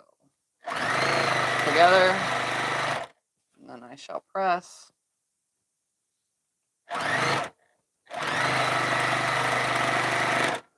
Yep. All right. So I get these done, and then I'll press it all, and then sew 2s into 4s. And since there's 16, when I'll get 4 set 4. Yeah. Yeah. 4 sets of 4s. Yes. Yes, you got it.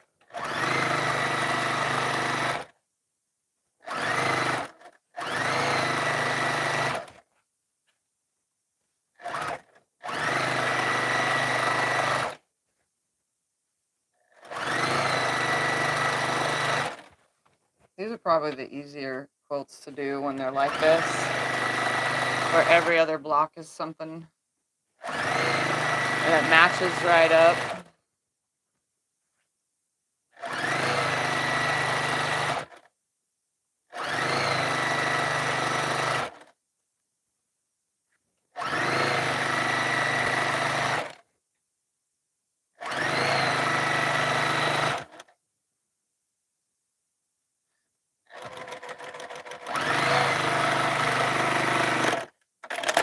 I do have to ask, though, while I'm here. That's right here. What kind of things would you guys like to see that's not making a quilt top? Now, I don't do other crafts, but I need to get this opinion because I'm at the point where I have so many quilt tops of my own to quilt because I prioritize client quilts over my own, that I have so many quilt tops that now I have no space to hang them. They're just getting thrown on the floor over there. So what kind of things would you guys like to see other than making quilt tops? So that way I could do the project fully and completely on a sit-down machine. Colors. What else?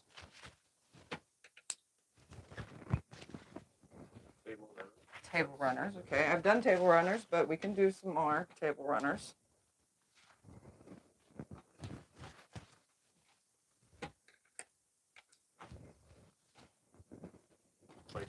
Placemats. Okay. We can do some more. I can design some blocks and do stuff like that. I'm going to press these now. Quilted jacket. I don't know how to make a quilted jacket. I'm not a clothing maker. I don't know how to do clothing, and I don't know how to follow a pattern either. I'm 100% lost on that. All right, now I'm just going to press these towards wherever they want to go, which is the best. Tree skirt. Quilted tree skirt. I don't set up a tree, so I don't know what I would do with a tree skirt. Mug rugs, yes, we can do mug rugs. We can do a couple of those single blocks and turn them into mug rugs. Wall hangings for different holidays. Okay. Bags. I do. Yeah, I like to do bags. Problem is I gotta get that machine cleaned off and keep it cleaned off. It's my landing zone. Kind of like, your kitchen table becomes your landing zone. Well, my industrial machine is my landing zone in here.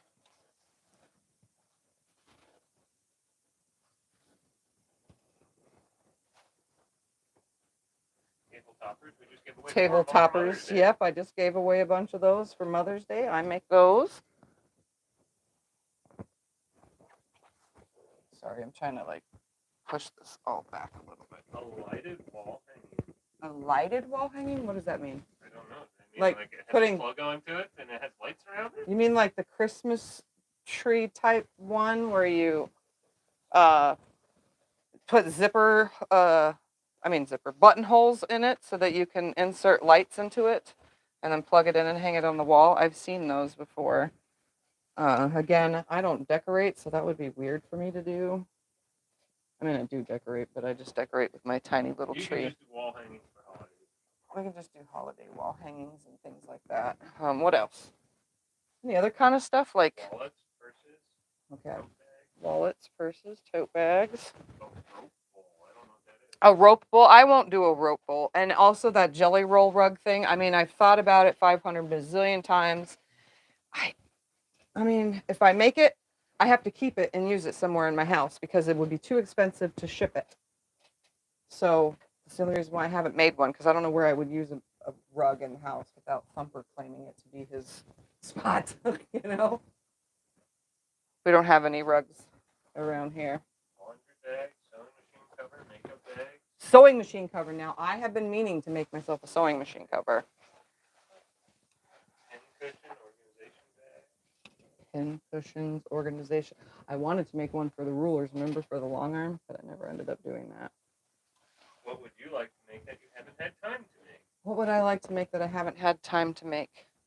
Everything. I would like to make everything. That's the problem. I want to make too much. I want to make everything. I could do a duffel bag. I've been wanting to do that. Would be great because we're going to be traveling next year. Scissors case, casserole dish cover. Casserole dish. Someone asked me before if I can do those casserole dish covers. We don't even have a casserole dish for me to get a measurement from. No, we do. I could just use like a pan. With casserole dishes, we just don't use them. Yeah, we just don't use them. These would all be things that I would gift or give away. 90% of everything that you guys have suggested. Door hanger. What's a door hanger? For holidays? Holiday door hanger? I don't know. So it says door hangers for holidays. Door hangers. Oh, you mean like, okay. Like show them your baby thingy then when you're done. Burp thing. I did a burp cloth. Yeah. I'll show you guys as soon as I'm done ironing my burp cloth. You got to put it on your shoulder. That's how you get the full thing about it. I was just going to put it on the wall. Oh, no. You put it on your shoulder. Burp cloth. It literally sits in your neck and sits like that. And one side is flannel and the other side is a towel. And it has the part to go around the neck, so that way you put it really close to your neck and that baby can't vomit all over the place. I mean, it can, but it won't get your clothes dirty. So it's a burp cloth. So that's what I did today. Yeah, you did that this morning. Yep, I did that this morning. Eventually, one day I'm going to have grandkids. And when I do have grandkids, then maybe I'll start making other weird, strange things. But, you know, like burp cloths. So I did that. I know I can do it. So now I don't need to do it again. Eye masks. There you go. Eye mask. You know, there is one thing I've always wanted to do. I've always wanted to flip my thrifted clothes. You know, turn a thrifted dress into a shirt and a skirt. Or, you know what I mean? Because the pattern's technically already there. It's already an item. You just need to readjust it a different way. You know? So I've always wanted to do that. I'm not a clothing sewer per se, but I've done it before. You've done a Bargello quilt. I've done a Bargello. Actually, I've done more than one Bargello, and there is more than one video of Bargello quilts. The first one, I don't really recommend watching because it's a really old video from in the garage, and it's kind of shoddy. The other word I'm looking for, I can't say, but you know, yeah, I would just go to the more recent Bargello video, which was on Sunday last year. Was it last year? It was in 2024. Did I ever quilt that one? Is it hanging in the closet? What did I do with that one? I think it was quilted already.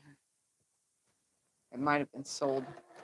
But I do have another one hanging in the closet that still hasn't been quilted. Because again, I need other things to do than all these quilts that are hanging in the closet not getting quilted. I just want things that you guys want to see, so I don't want to make something that nobody's going to watch it, you know, or watch the replay or not be interested in it in some way or another.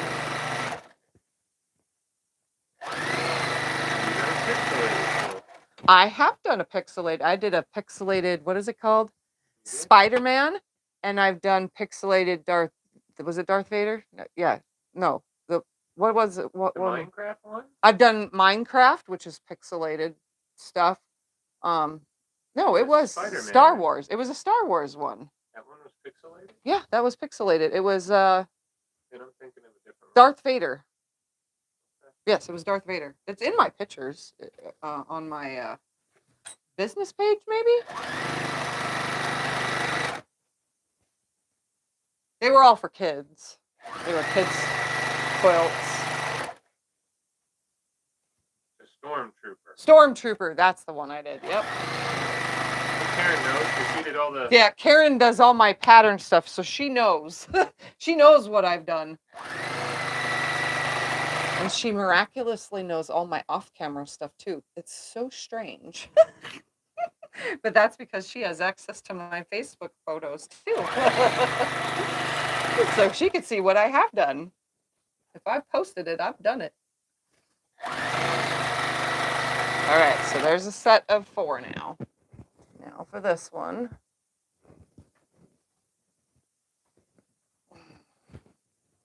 See, this isn't very hard. And since I didn't put everything in a specific position, that makes this even easier to do, because as long as it goes 9-patch charm square, 9-patch charm square, then I know I'm doing it correctly. Have you done 3D quilts? 3D quilts? That one is that considered 3D? The one that's in the living room? That on the table that the pictures are on? That weird shaped one? I don't know. I don't know It's what's sort of considered a kind 3D of quilt. 3D. I've not done it like where, you know, like the squares pop out at you or anything like that. I've not done anything like that. I've also done, what is that called?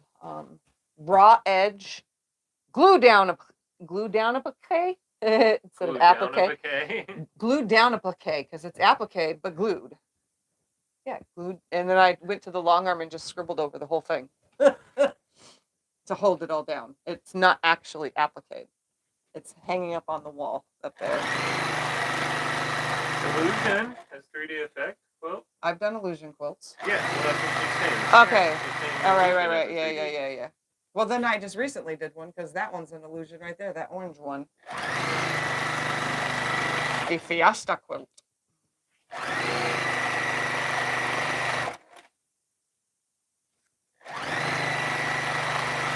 Cyrus's was an illusion. One of his quilts. Yeah.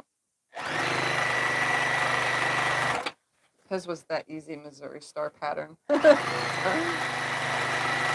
He loved that thing.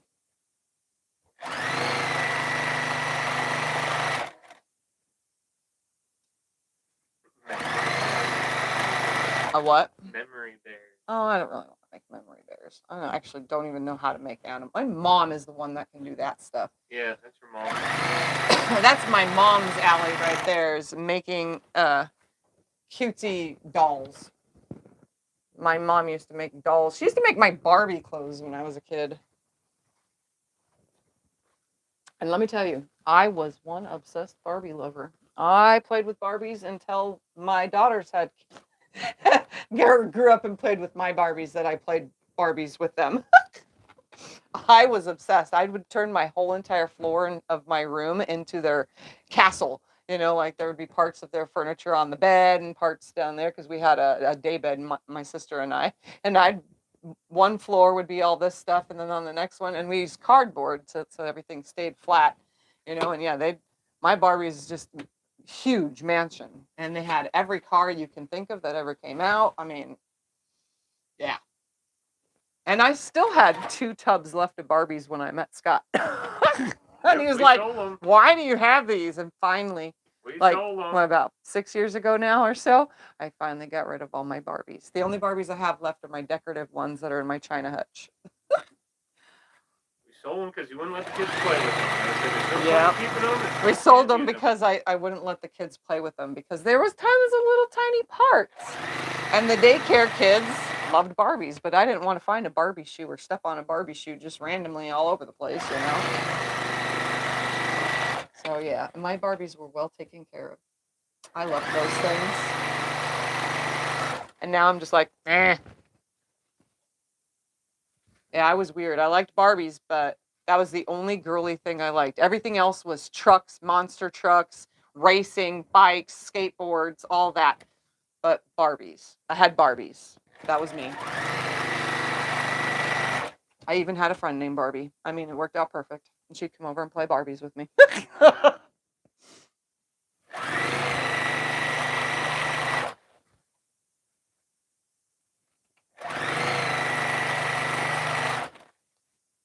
Yep. Those were the days. I feel like it was so long ago. I feel like I'm really old.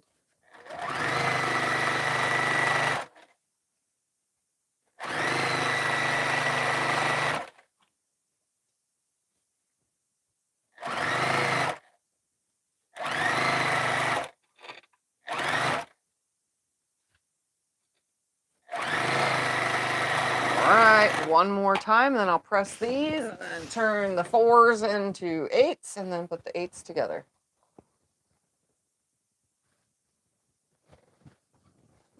Don't you just love when a plan comes together? I sure do. The 18.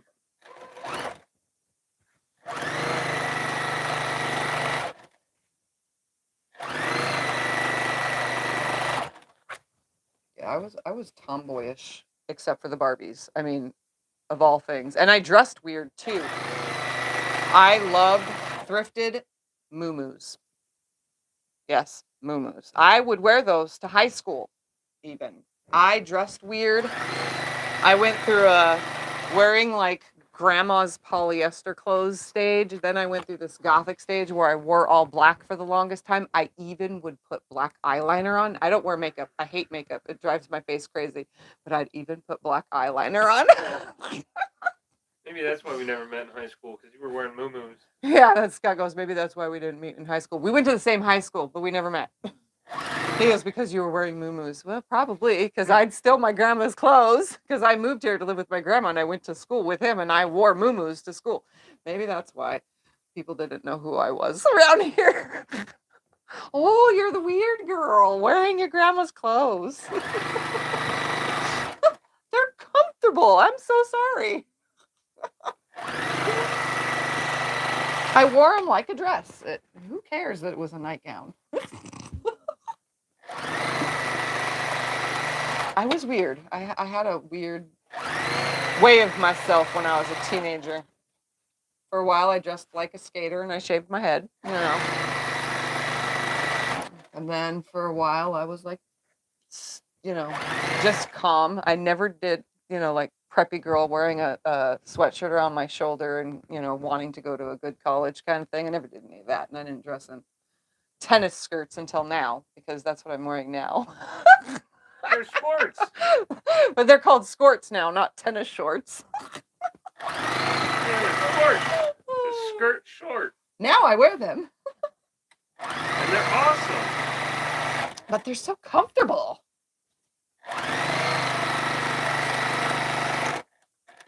All right, now to press all these. This is the bottom. I'm just going to keep that on the bottom.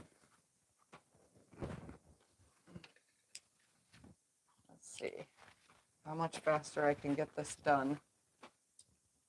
Oh, scissors snapped. Oh, that way. All right. I'm going to press these.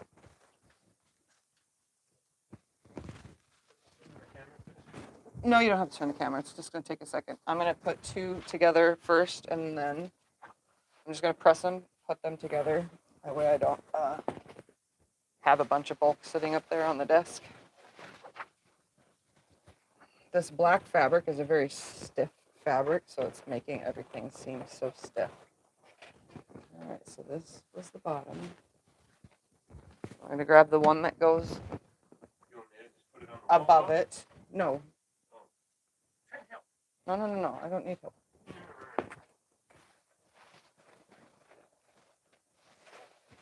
Not whether you need help or not. I want to help.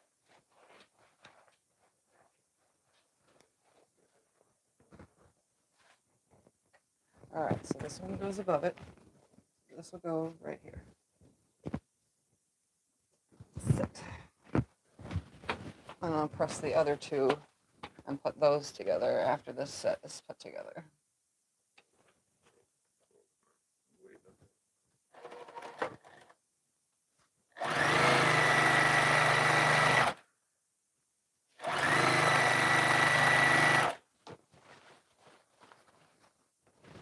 Yeah, it's this black fabric. Of all things, the black fabric is the stiff fabric. It feels like some of the backings that Marshall Dry Goods sells. Once it's washed, it won't be as stiff. Because all the Marshall Dry Goods backing fabrics I've ever purchased, washing them makes them not as stiff.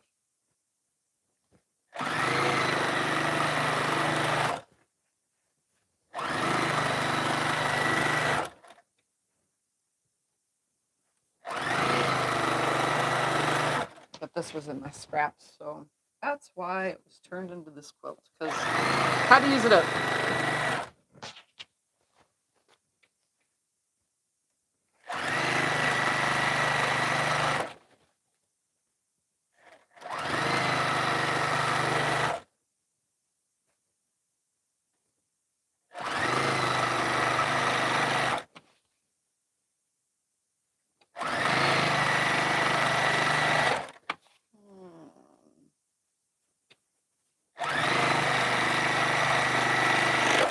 Leave that there. I'm going to press this.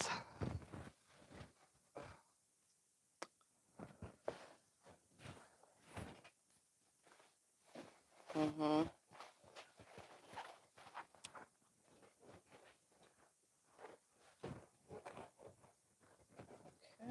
this here for a moment. That's the lower one. This is the upper one.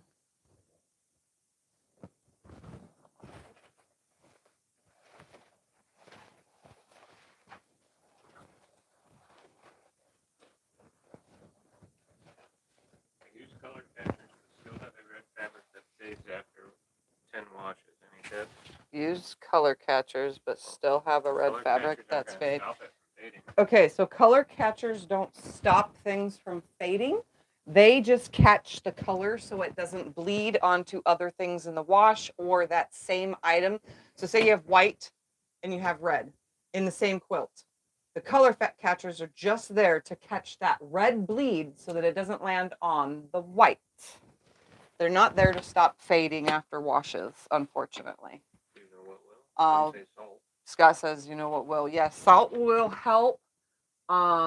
Vinegar in your wash could help. They make laundry soaps. Color guard. Yeah, color guard. There are laundry soaps that keep your clothes vibrant. They're more expensive soaps out there. Like we just actually switched to an expensive one, Gain. Because prior to that we were using other stuff, but we just switched soaps because my eczema thing. We thought there are expensive soaps that hold it that are called color stay or color this, you know. So you might just have to change the soap for just for your quilt washing. You know what I mean? Unless you want to use it on your clothes, but clothes fade over time too. It's just a natural part of the fabric. And cheaper fabrics will fade probably faster than more expensive fabrics. Also, cheaper fabrics will probably bleed more than more expensive fabrics. But red, I don't care what brand it is, red is a color that bleeds. Black, I don't care what brand it is, black is a color that fades. So, I mean, you know, you can live with it and just let it start looking old because that's what quilts are meant to be used and loved. So if it looks old, then it just looks like it was loved longer, you know?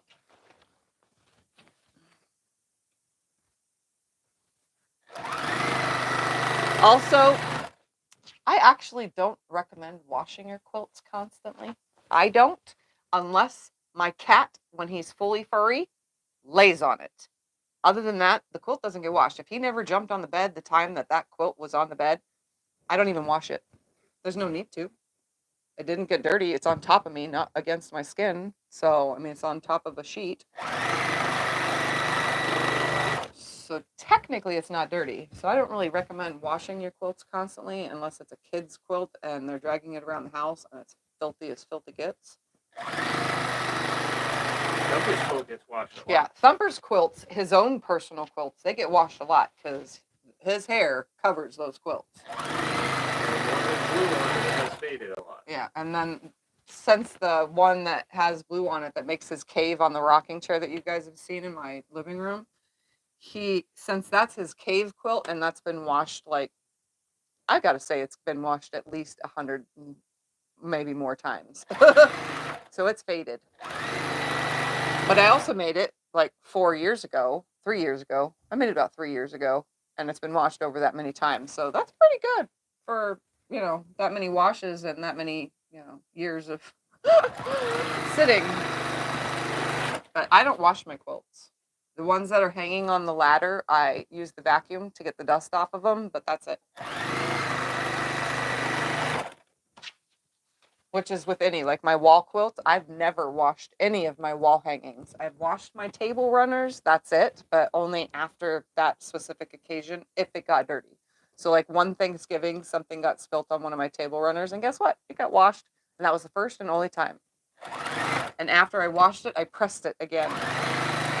Because table runners tend to get smushy, after you wash them. So I pressed it so that it was flat again. But now that I have no company or anybody ever here, I don't even have table runners on the table.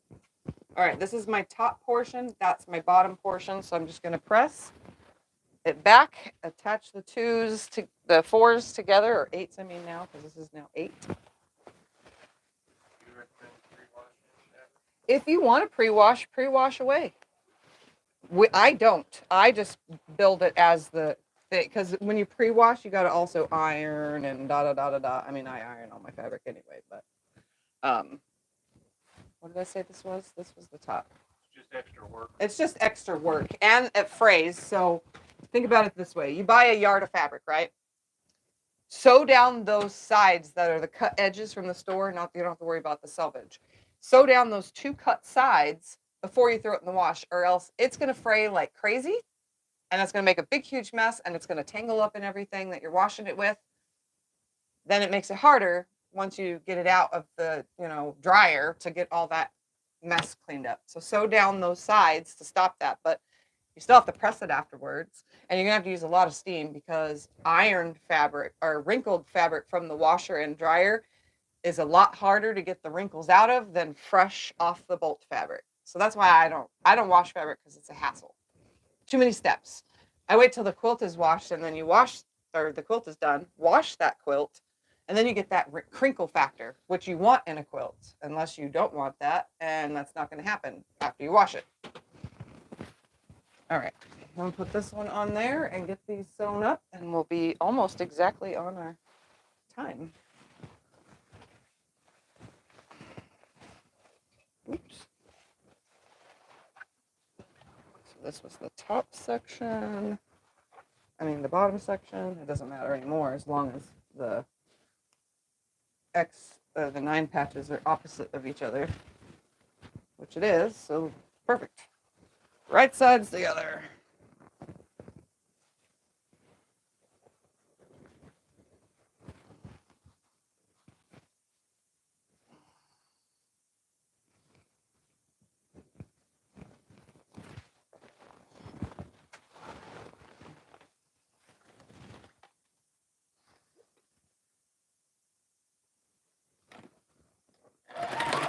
Yeah, if you think that the red that you bought is going to bleed, wash it first, And yes, I've mixed washed fabrics with not washed fabrics in a quilt. I don't know. I've never noticed a difference when it goes back through the wash, one shrinking way more than the other. But if you really want to know, about the shrinking stuff. Karen Brown from Just Get It Done Quilts did a video a couple years ago where she made 3 quilts. I think it was three different quilts. One was pre-washed fabric, one was not pre-washed, and one was something else, starched or something. I don't remember. Either way, she did all that and then threw it through the washer and dryer in the video, and you can see which one shrinks the most. And she took measurements of the sizes because the quilts were all the same size to start. So, I mean, if you really want to watch and see the process, you can watch her videos. Check it out. It's somewhere on there on her page. Just like me, has a ton of videos.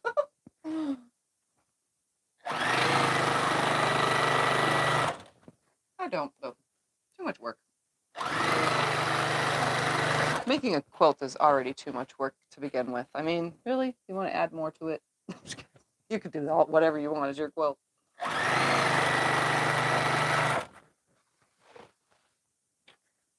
So you can see how stiff that black fabric is in this. It's almost like that one was the starched fabric and the rest of everything isn't.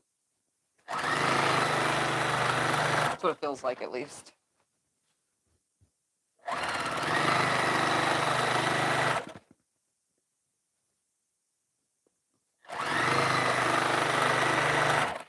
All right.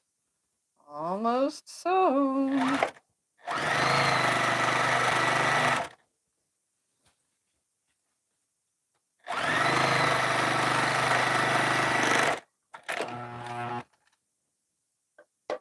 happy there. Oh. It moved it at you. Yep, sometimes this machine likes to not work properly. It's only because I use it too much. All right, I'm going to press this and then we'll put it up on the wall. I will do borders off camera because you guys don't need to see that part. I'm just going to put yellow around it and then I'm going to put the bees around it. But you'll get the general idea of what it's going to look like. And when it's finally finished, someday in the future, maybe I'll even share a picture of it done. It will be in the future. Yeah. But until then, I can't do anything about this whole quilting thing. I finally have one of mine on the frame, and that's only because I'm playing with custom quilting right before doing a client's show quilt. All right, mister. Oh, am I helping hold it up? Yes, please. The beautiful quilt is beautiful. Yep, you're way too high. Oh, right here? Yep. It's probably crooked because he is taller than me. Well, you're always standing way up on your tippy toes, and it makes me think that I have to stand up taller. Nope, we're good. Okay. It looks kind of funky. That's because, like I said, the black fabric is stiffer than the rest, but it's done. Scott's going to turn the camera so you guys can see it. The whole thing. Can't go very far with my chair because my double wedding ring stuff is in the way.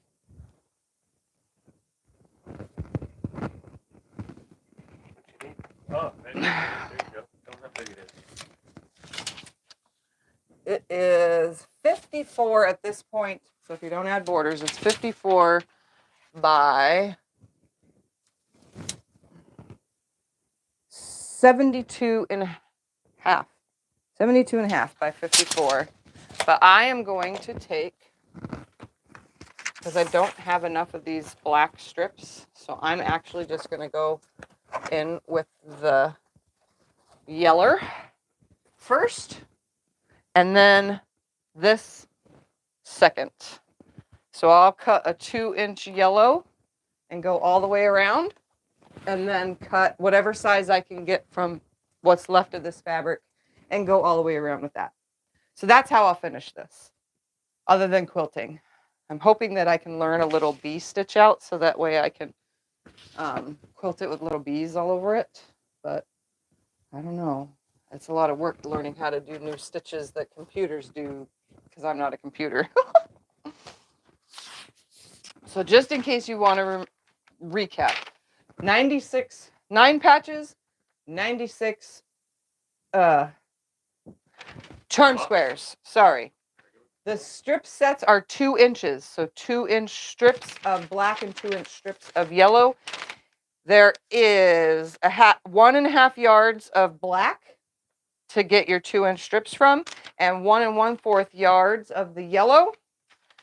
And then you get 21 2-inch cuts from your strip. So you need 10 strip sets that are black, yellow, black, and 5 strip sets that are yellow, black, yellow to get this many. Okay, so that's what I got. And they're 2-inch strips to create that. And then it's 12 across by 16 down. And we just realized that it's how big again? What did I say? Something by 72 and a half. 72 and 1/2. It was 54, I think is what I said. 54. All right. I'm just putting this number down so that way I can do my border from that, knowing how much I need to go around. All right. Oh, it looks really cool on camera. I just realized that from far away. It really is catching that, what's the word for it? Irish chain. The look of the Irish chain. I love it. All right, guys. Any questions, anything before I get off of here? Because we have now passed our normal amount of time, and it's actually eating time for me because my stack of pancakes took 2 hours to put together, you know. I mean, who really takes that long? All right, guys. Thank you all for watching, and don't forget, Sunday I will be on with more of the double wedding ring as that continues. And then anything else? Any other videos that come out, they come out whenever, because I've been asked this. Do I have a schedule for anything? So Sundays are always every Sunday at 5 p.m. Arizona time.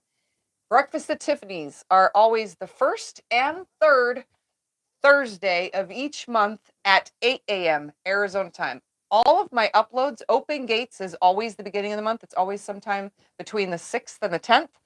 And that's when Open Gate comes out. And then any other video, it's random. Random. I don't have a schedule because I have too many things to do. So anyways, I'm off to eat. Bye, everybody.